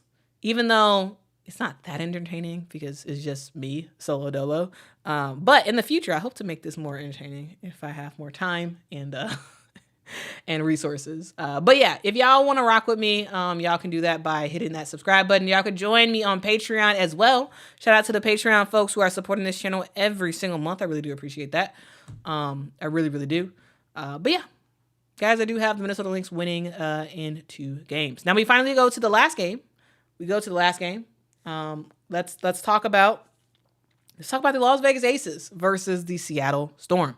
Now, this series kicks off on Sunday, September the 22nd, which is tomorrow, at 9 p.m. Central Time. Now, again, guys, this is a late game because both teams are on the West Coast. So these games will be late. Not ideal, but, it is what it is. The game 2 will take place on Tuesday, September the 24th at 8:30. And game 3 will happen on the Thursday, and TBD on the actual time of that game because they will decide that if it actually comes down to a 3-game series. Now, another thing to note is, guys, we're always in Central Time. So again, this is Central Time. If you're Eastern Time, just add an hour to that. So yeah. Anyway, let's talk about the Las Vegas Aces versus the Seattle Storm. The matchup that supposedly the Aces wanted. The Aces wanted this matchup. They did not want to face the Indiana Fever. They got what they wanted. So let's see if it's actually going to pay off for them. All right, so first, let's talk about who are the Las Vegas Aces. So the Las Vegas Aces are the 2-time defending champs. They are a team that has absolutely been dominant for years, okay? This team, in the first year that Becky Hammon was the head coach, they won a WNBA championship. Last year, they barely lost any games at all, and they won again. This year, they've cooled down a little bit. They've kind of cooled down. It's sort of like, oh, have the mighty have not fallen, but cooled. They had a record of 27-13 on the season. And the good thing about the Las Vegas Aces is that while they've had some rough patches throughout the season, they've had some times where it was like, ooh, y'all looking a little bit suspect. While they have had times like that, this team is a team that is surging late. They finished the season with a record of 9-1, so 9 wins, 1 losses in their last 10 games, which is great. That's exactly the momentum that they need going into the playoffs. And the good thing about the Las Vegas Aces is that the Aces guards are getting it together. There was a stint in the season where I was like, man, they're struggling. I was like, man, what's going on with the guards? Jackie Young, Kelsey Plum, Chelsea Gray. Chelsea Gray, she did get back from her injury. She was not available at the start of the season, but she did come back sort of late. But it was a question of like, okay, well, like, is this team going to get it together? Is this team ultimately going to get it together? And it seems like yes. It seems like the answer to that is yes. They're able to sort of right the ship of sorts. And so that's a huge W for this team. And of course, this team is led by A'ja Wilson. And I left that one. I left that bullet as A'ja Wilson is A'ja Wilson. It's just she just is what it is. With her white t-shirt wearing self, she is who she is, and she is a baller. That's who she is. Did you know that A'ja Wilson leads her team in points per game, rebounds per game, steals per game, and blocks per game? Yeah.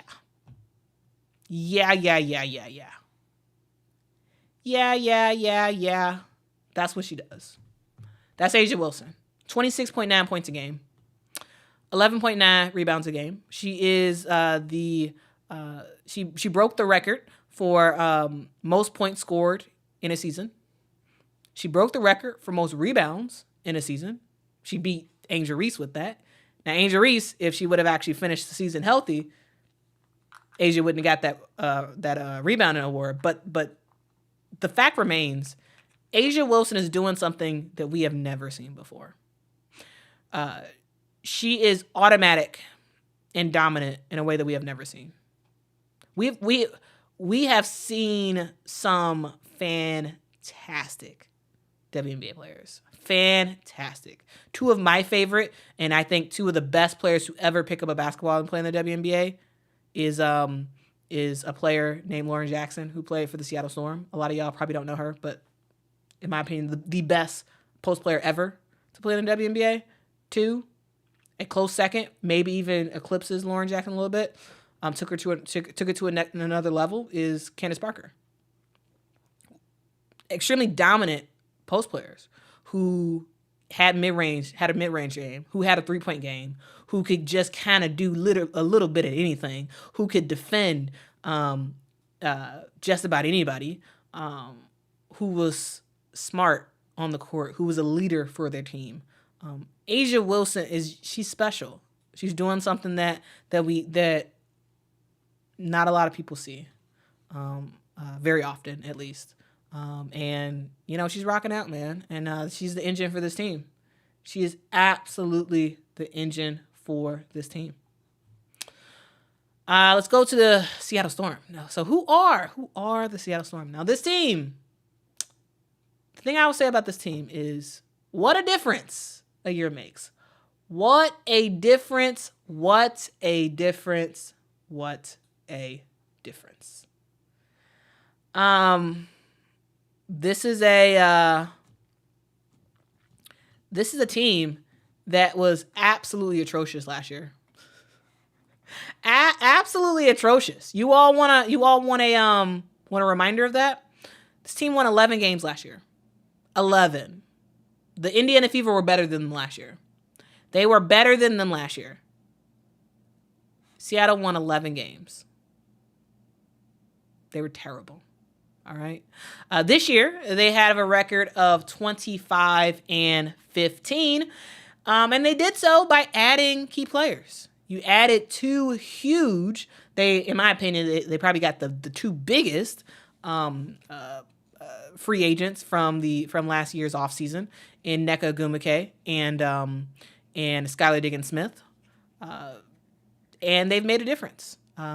Though this team has some current injuries, right? You have Ezi Magmagor, who's been dealing with a concussion, and you have Jewel Lloyd, who's been dealing with a knee injury. Though I believe that Noelle Quinn did say that Jewel Lloyd will be playing in the game on Sunday, so that's something to note. But lingering injuries are not.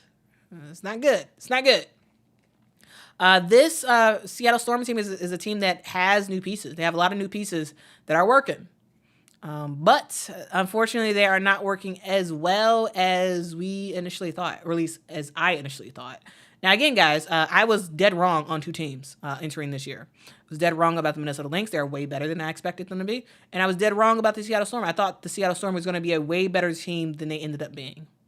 Now, because on paper, this Seattle Storm team is extremely good on paper. But the on-paper version of this squad and what we've seen in reality has not been the same. It hasn't. It hasn't been the same. Yes, Skylar's playing well. Yes, Nneka's playing well. However, Jewel Lloyd has not been the same Jewel Lloyd that we have seen her in the past. And this team has not been as great as I was expecting them to be looking into the season. They have shooters on this team. They do. Off the bench, you got Sammy Wickham, right? On the starting lineup, you have Jewel Lloyd and Skylar Diggins-Smith and whatnot. Like you have players who can score. You also have defensive stoppers. You have Nneka Ogwumike in the post. You have Ezi Magmagor in the post. Definite player who's up for Defensive Player of the Year. You have now who just recently joined the team, Gabby Williams, who is another huge defensive player. You have good talent, but they haven't been able to really, really put it together, and that's the thing they've struggled with all season. That's the Seattle Storm. Now, in terms of the previous matchups, the Aces have won three of the four games of the series. Seattle won that first one, and then the Aces have won all the remaining games. So that first one, 78-65, Seattle win.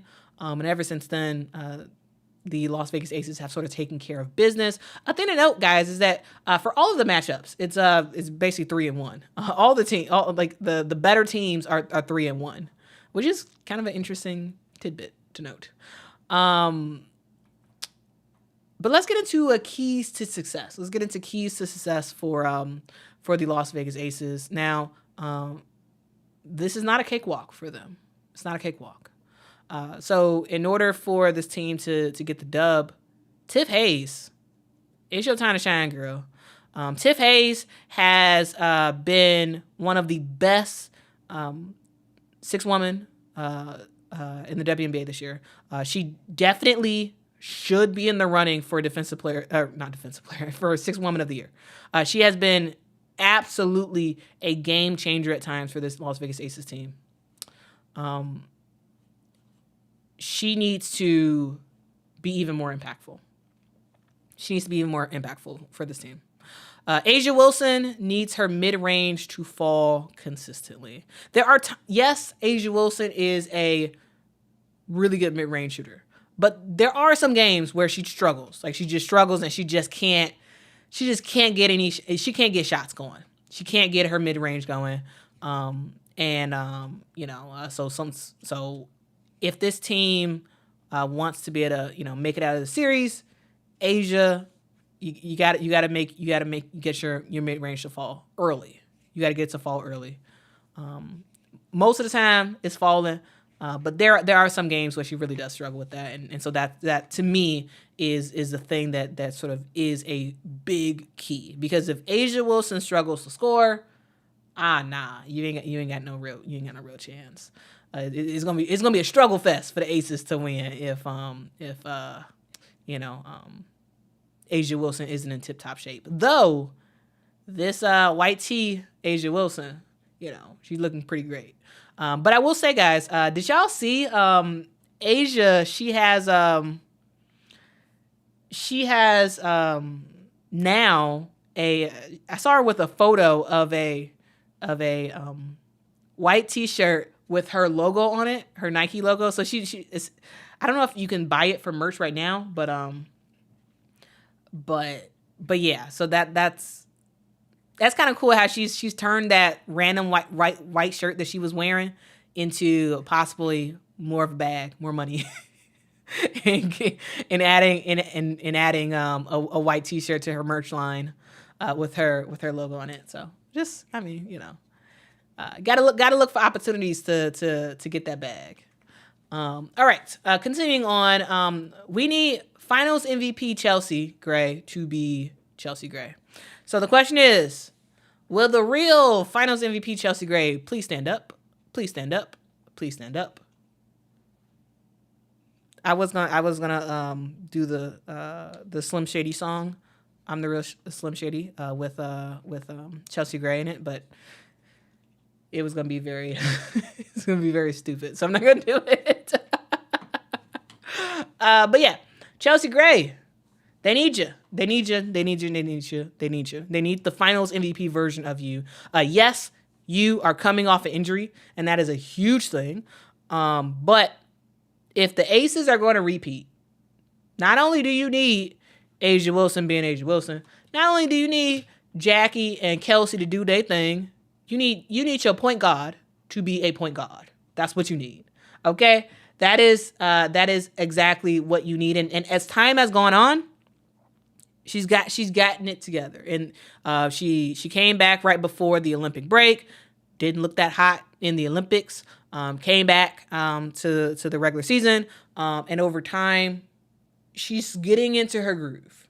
As I said earlier, all of the guards I feel like are getting more into their groove. Chelsea Gray is definitely one of those players, but there still needs to be more of a shift to the 2 years ago version of Chelsea Gray. And Becky Hammon, please put Sydney Colson in the basketball game. All right? That's a key to success. Guys, I know. There's a lot of people who don't take Sydney Colson seriously. They don't because she's a jokester, she's funny, she's a good time. But y'all, Sydney Colson is a game changer. And if you all watch the Las Vegas Aces play, if you actually watch the games, and you watch the games where Sydney Colson comes in, Sydney Colson, she turns stuff around. Even if she gets in foul trouble, she turns. It's like she shifts the atmosphere. Like she shifts it. Like she just changes it for her team. And it starts with defense. And I just feel like a lot of times where, there's some times where players don't get respect, because you don't score that many points. It's all about points. It's all about points. It's all about the box score and all this other stuff. But no, basketball is way more than reading a box score. It's way more than that. It's about actually watching what happens on the basketball court when certain personnel are in at the same time. It's about watching what happens when a player comes off the bench, comes in the game, and all of a sudden, the team that was scoring a lot of points starts to slow down a little bit, because that defensive pressure comes in. Even if she doesn't get the steal, it's the activity. It's the defensive activity. And the defensive activity turns into offense. Because Sydney Colson can score. She can score. She can. She absolutely can. And I want Becky Hammon to trust Sydney Colson more. And she does trust her more this year. Mainly because I feel like she had to, because there's been so many injuries not so many injuries, but with Chelsea Gray out and whatnot, and sometimes where the guards are like really really struggling, the starting guards are really struggling. It's felt like Becky Hammond has been forced to play Sydney Colson and has been pleasantly surprised, but yet and still won't play her as much as she should. Like I don't know. I don't know. It's one of those things where, like, the Las Vegas Aces, a huge key to their success this year, a significant key to their success this year has been Sydney Colson. And while her stats are not the best, right? While you can look at her 2.5 points a game and be like, oh, she does nothing. No, she's a huge impact on this team. And again, she changes the atmosphere. It's not all about the box score. It's not all about the box score. I think I'm a fan of impactful players. I'm a fan of players who surprise me. And to be honest with you, Sydney Colson has really surprised me this year. I knew she was good. I watched her play in Athletes Unlimited. That's not the question. That's not the issue. I knew she could play, but she just really never had an opportunity really for the Las Vegas Aces besides in garbage minutes in years past. And this year we've seen more of her, and I'm like, oh man, okay, Sydney, do your thing, girl. So yeah, Becky Hammond, play Sydney Colson. Play her, okay? And your team will have success.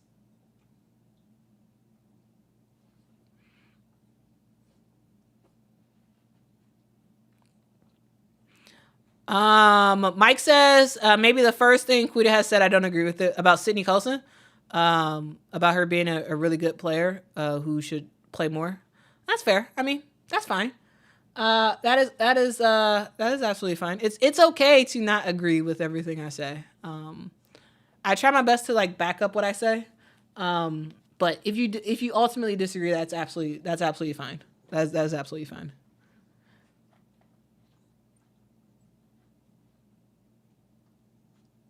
All right, let's continue on. All right, so Seattle Storm's key to success. All right, keys to success. Be healthy. I mean, that's an easy one. That's a pretty easy one. Not really. That's not easy at all. That's actually very hard. But for this team to be successful, they have to be healthy. And when I say that, I mean it.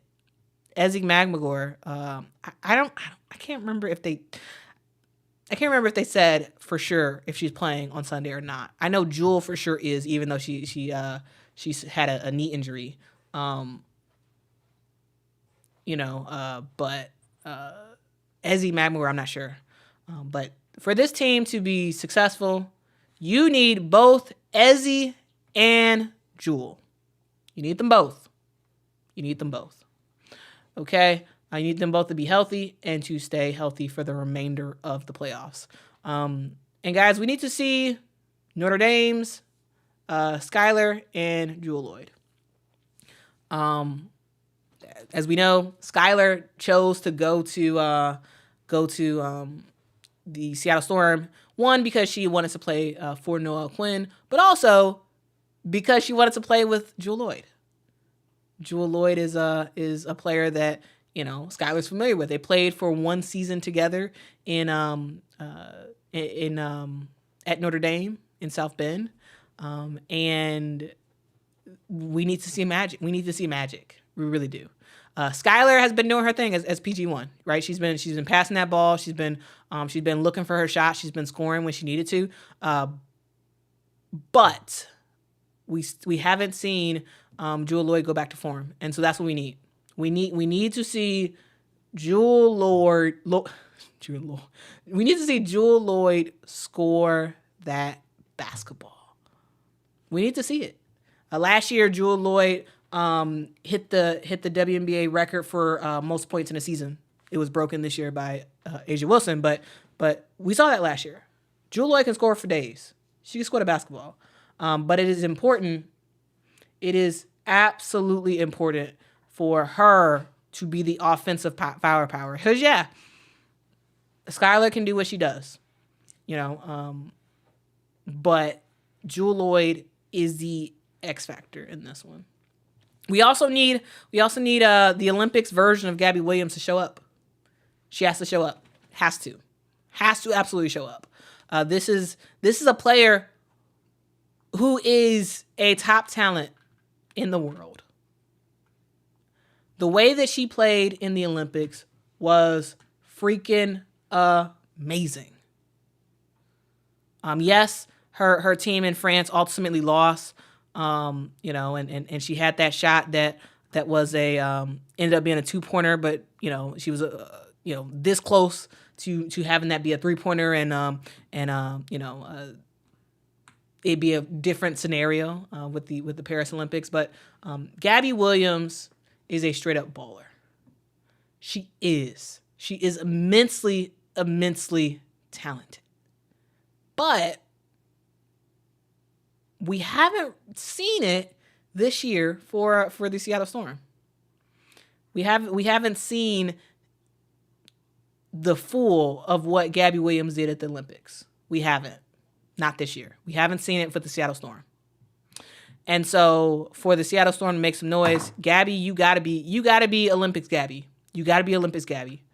I don't know, maybe put on your France uniform on first and then put your Seattle Storm uniform on top of that. I don't know what you gotta do, but turn on that Olympics version of yourself and come out balling. Because if Gabby Williams can be that defensive and offensive juggernaut that she was with France, this team has a chance. Oh yeah, they have a chance. Oh yeah, they have a chance. And then Nneka Ogwumike and Ezi Magmor, they got to tag team and take A'ja Wilson out. They have to. Now, I assume you all know what I mean by taking her out, meaning make her ineffective. Get her out the game, get her in foul trouble, get her frustrated, get her upset, get her missing shots, and make her a non-factor. Because if you can take A'ja Wilson out the game, it is so much easier to take down the Las Vegas Aces. It is so much easier. Okay? And this is not a one-woman thing. No. You need both of them, to take down A'ja Wilson. All right? So that means if Ezi Magmor is healthy, we don't know. If she's healthy and she's able to play, that means constantly switching, giving A'ja Wilson different looks, switching off, sometimes having Nneka on her, then switching on, okay, Ezi, being ready to help defense and try to get a block shots on her. That means when you're on offense, going after A'ja Wilson, getting her in foul trouble, getting her out of the game, because that's your only chance. That is your only chance to really make some stuff happen. Because if A'ja Wilson is her normal A'ja Wilson stuff, you screwed. You are. So that's one of those things. That's one of those things. Is you have to be able to make some noise with your team by having actually breaking news, guys, breaking news. Breaking news. As of 13 minutes ago, Seattle Storm's PR posted on X saying that Ezi Magmor is ruled out for tomorrow's game against the Las Vegas Aces. So we got breaking news, guys. So while I was on the stream, it has just been announced by the team that Ezi is out. Okay? Ezi is officially out for tomorrow's game, which is a huge loss for this team. Again, Ezi Magmor is officially out. It was just ruled a couple minutes ago by the Seattle Storm. Now here is the tweet right here, so y'all can see it. It says it's the Seattle Storm game status report before tomorrow's game. It says Ezzy Mamagor is out with a concussion. All right. Well, that's about that. I mean, yeah, it's over. I think it's over. I don't think it's any way. I don't think it's any way that Seattle can win now. It's over. No. It's over. Okay. Yeah. It's gonna take close to a miracle for the Las Vegas Aces to lose now against the Seattle Storm. Ezzy Mamagor is out with a concussion. That's a tough loss.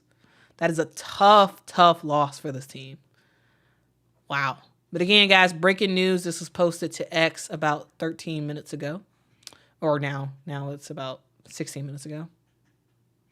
But yeah, man, what a breaking news update. So, yeah, let's get on to the predictions, guys. Let's get on to the predictions. So I have the Las Vegas Aces winning in 2. I have them winning in 2. Even more so now that Ezzy is out. All right. So yeah, that's the thing. I have them out in 2. I had them out in 2 before it was officially ruled that Ezzy was out. But I still possibly saw a chance for Seattle to win. But now I don't see a chance. I don't. FM says, "Where's the faith, Quita?" FM, I'm a realistic women's basketball observer. I say what I see, and I really don't see. I don't see how they could win. There was a possible pathway if Ezzy was playing, but I don't see it.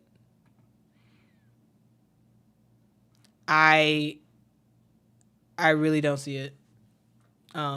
So yeah.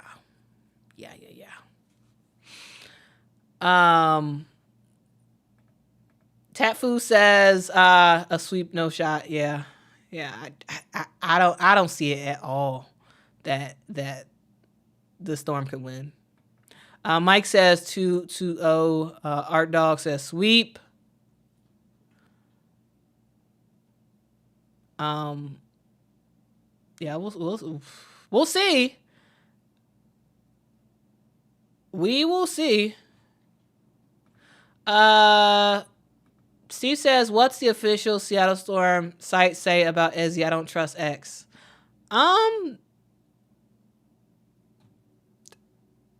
It's not like a random person is saying that on X. Like it's literally the actual like this is literally Seattle Storm PR that's saying this. So I mean you can go to the Seattle Storm website if you want. Just but usually WNBA teams have the most updated information on X. They usually post it on X faster than they post it on the website, faster than they post it on Instagram or anything like that. So yeah, it's pretty accurate. It's extremely accurate because it's literally coming exactly from Seattle. So I don't know what else there is to what there is to not trust about them saying that. I assume it's on the same website too by now, but I don't know. It's definitely on their X account. Rube says, "It's been a minute since I was here. Quita, hope all is well." Hope all is well for you too, Rube. Hope you're doing well. Hope you are doing well. All right, guys, that was my spiel. We went through every single team. I told y'all my thoughts about every single team that's playing. Gave y'all my predictions about the series, and unfortunately, I don't have any straight up upsets. I think there's potential for upsets, but my predictions don't include any upsets, which is unfortunate. I love upsets. I love it. I absolutely love upsets. As y'all know, literally, I'm wearing a anybody can get got shirt. Like I love it. I want to see. I want to see teams that are supposed to win lose, and I want to see teams that are not supposed to win shock the world and win. That's what I want to see. Right now, I don't predict any upsets. However, there is possibilities of upsets. Like now, so if I had to say one for sure upset possibility would be the Indiana Fever taking down the Connecticut Sun. Like I feel like if there's going to be an upset, it will be that. Because the Indiana Fever, no team wanted to play the Indiana Fever. No team. Nobody wanted to play the Fever. Nobody wants to play them. The reason why is because they are offensive juggernaut. All right? Nobody wanted to play them because they're extremely good.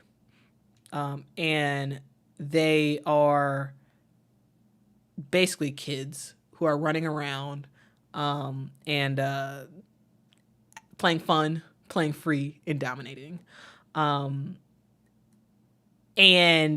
if there's a team that's going to get upset, it will be the Indiana Fever taking down the Connecticut Sun. Now, am I predicting that? No, I'm not. But if I had to say a upset, I would say it would be the Fever over the Sun. The reason why is because I would see a scenario where they're just shooting the lights out. And while Connecticut will stop them on defense, the Fever will wind up scoring like 80 points, but the Connecticut Sun will wind up losing because they can't get shots to fall, and Marina Mabrey has a bad game or something like that. Like that's my situation. That's what I would see. Not that the Indiana Fever will run up 100 on the Sun. I don't see that. I don't see the Connecticut Sun giving up 100 points. I could see them giving up 80 and them not being able to score 80. All right, I could see that happening. I don't see an upset at all for the Atlanta Dream and the New York Liberty. Like I don't see it. Could it happen? Sure. Anybody can get got. Yes. So the Liberty have to show up and play well. But I don't see them them getting upset. I also don't see the Phoenix Mercury upsetting the Minnesota Lynx. I don't see it happening. Same thing with the Seattle Storm and the Las Vegas Aces. If there has to be one upset, it will be the Fever. Though I am not predicting that. I do have Connecticut in 2 for that one. But guys, the most important thing that we all have to remember is that we all have to respect the motto. All right? The motto is that anybody can get got eventually. All right? Anybody can get got eventually. These are teams that are fallible. They can stink up the joint. They could get surprised. They could be surprised and lose. They absolutely can. It's happened before. It'll happen again in the future. There could be upsets. And so the most important thing is that players have to be on their A game and not take a team for granted. The Minnesota Lynx, they can't be like, oh, we playing the Phoenix Mercury. Oh, we gonna beat them. Oh, it's not a big deal. No, because you can get got. If you're not careful, you can get got. Same thing with the Liberty. Same thing with the Aces. Same thing with Connecticut. You have to respect the motto. It doesn't change. Anybody can get got. Yes. Anybody. And so the only way to do your best to avoid getting got is to do your best. Your absolute best. And not take anybody or anything for granted. But guys, we'll see. We'll ultimately see what happens, guys. But that is my overview of the playoffs. That is my playoff download for the first round. Again, we have the New York Liberty versus the Atlanta Dream. We have the Las Vegas Aces versus the Seattle Storm.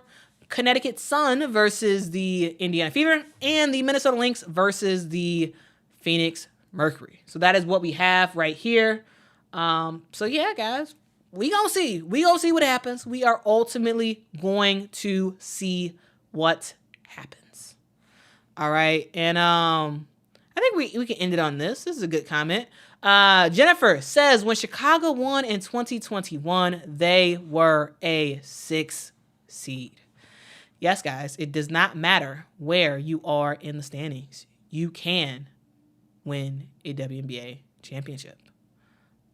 You absolutely can. Guys, that year that the Chicago Sky won in 2021, the Sky was 16-16 on the season. They were straight 500.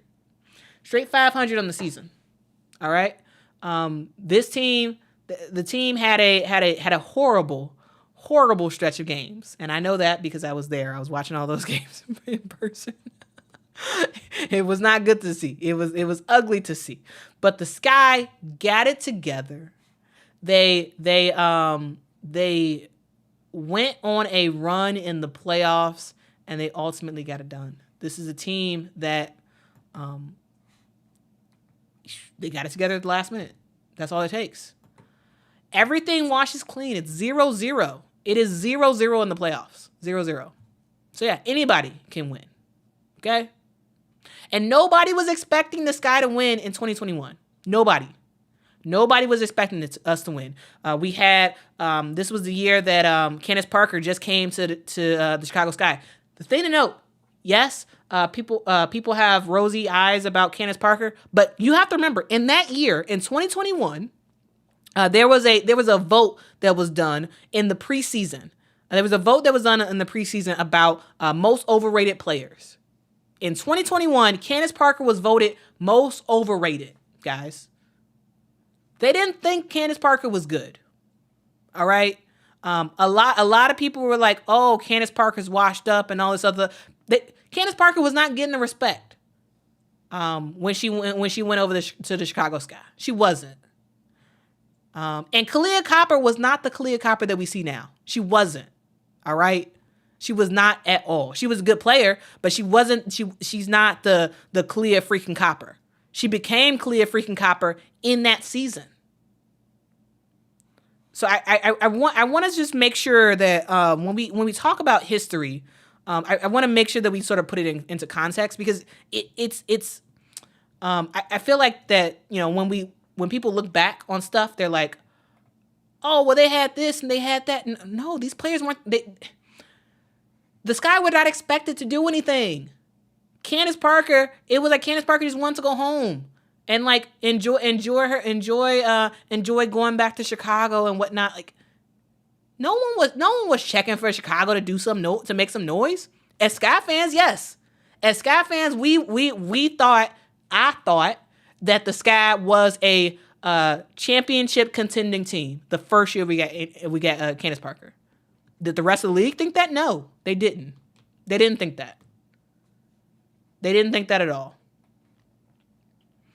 And so yeah, that's the thing. Kalia Copper was not the same Kalia Copper that she is now, that year, or leading up to that year, right? Because in 2019, Kalia Copper only scored she only had like 6 points a game in 2019. You know, she wasn't the same 21-point scorer that she is now, right? So, you know, that's the thing right there. So, my point in this is that anybody can get got, anybody can make some noise, and anybody can win the WNBA championship, guys. So yeah. Yeah, that's I just wanted to share that. Bro, that was hilarious. That was hilarious. Yeah. Y'all, there were t-shirts made. If y'all go back to 2021. Go back to 2021 and rewatch the playoffs. Cuz Kalia Copper versus Sophie Cunningham was a show. There was a show, there was t-shirts made out of that. It was a whole thing. It was a whole thing. All right. Alyssa, y'all listen to Alyssa said, hit that like button and subscribe. Yep, y'all please make sure to do that. Please make sure to do that. I would really appreciate it. Alyssa says I have the photo on the shirt. Yeah, there were a lot of shirts made, and there was a door that was broken in Wintrust Arena after the Phoenix Mercury lost. But maybe that's a story time for another day. Maddox says, who you got winning it all? So I have in the finals, I have the New York Liberty versus the Minnesota Lynx. That's who I have. And I have the New York Liberty winning it all right now. But we'll see. We'll see what happens. We will absolutely see what happens. All right. Yep, that was the year. Con Lanning, that was the year she punched the door. And they brought the door to the parade. I was at the parade. And they had the not the parade, so they did a parade to Millennium Park, and then there's like an amphitheater at Millennium Park. I think it's called an amphitheater, whatever.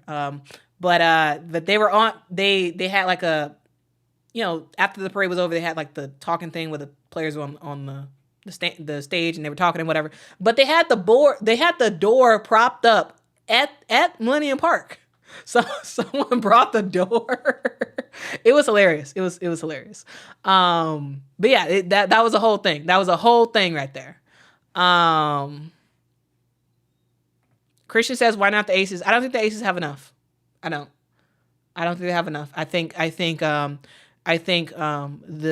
New York Liberty will face the Aces in the semifinals, and the Liberty will win.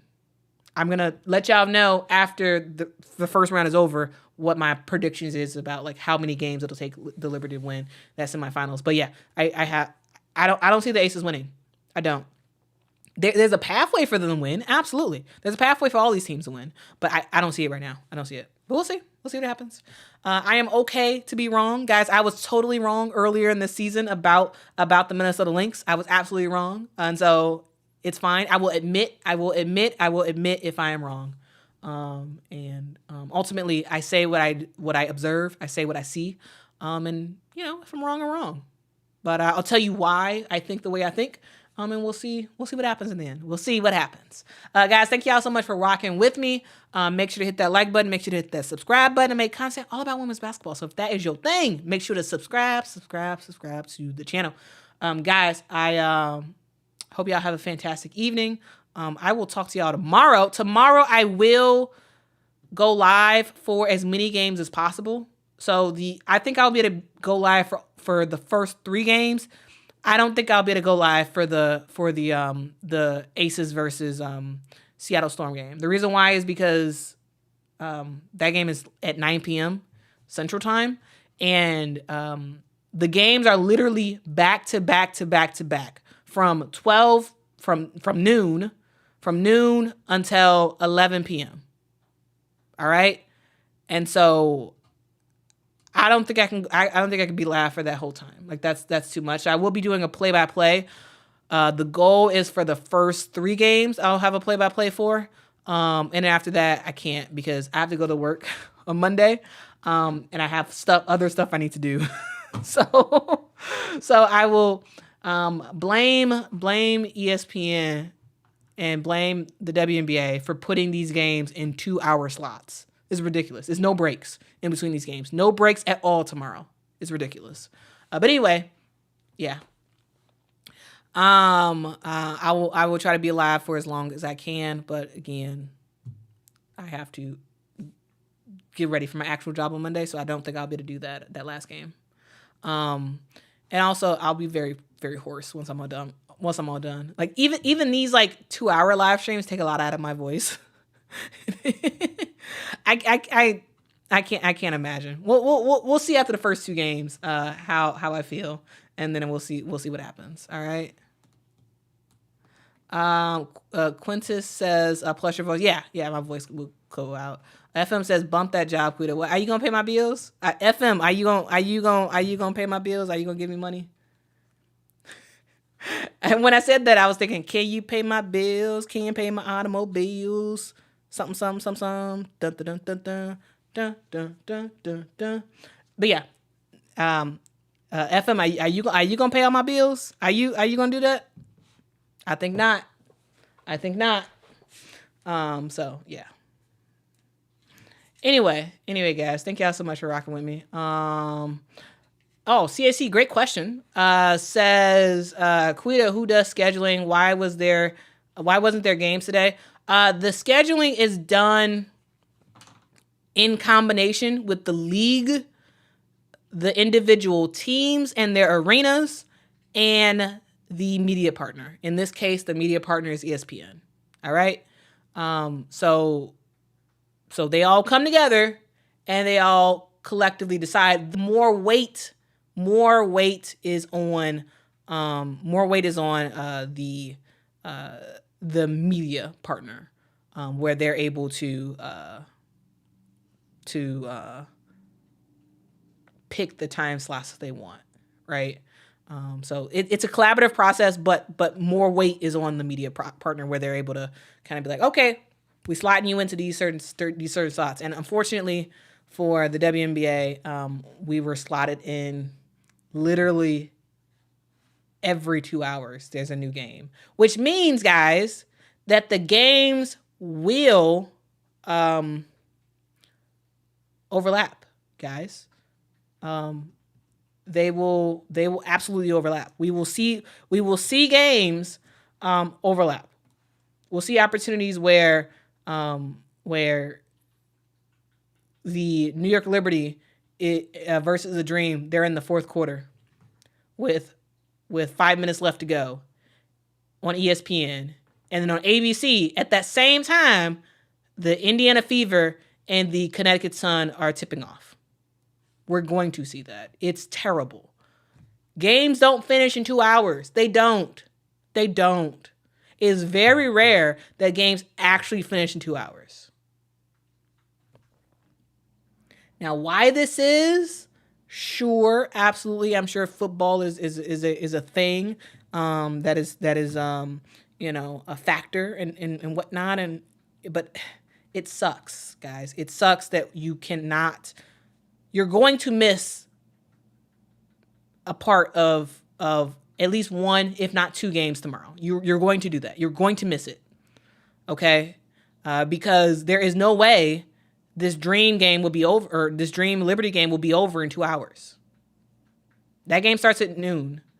The Fever and Sun game starts at 2 o'clock, guys.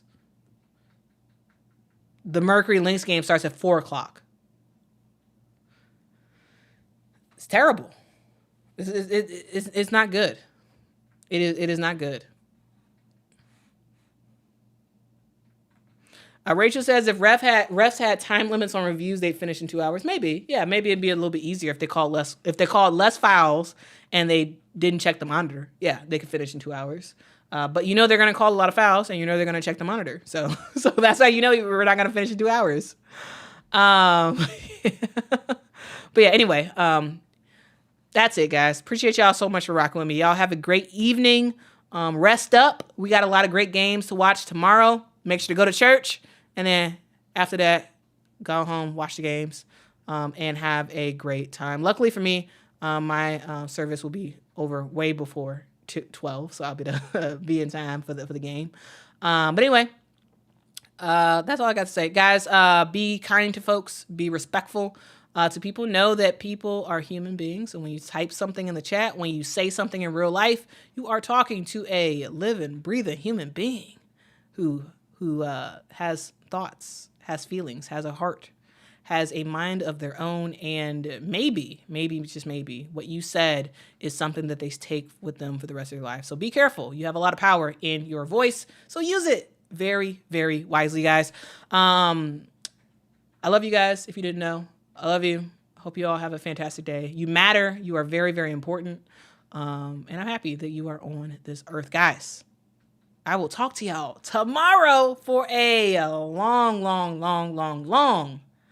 live stream. Okay, so talk to y'all soon. Bye-bye.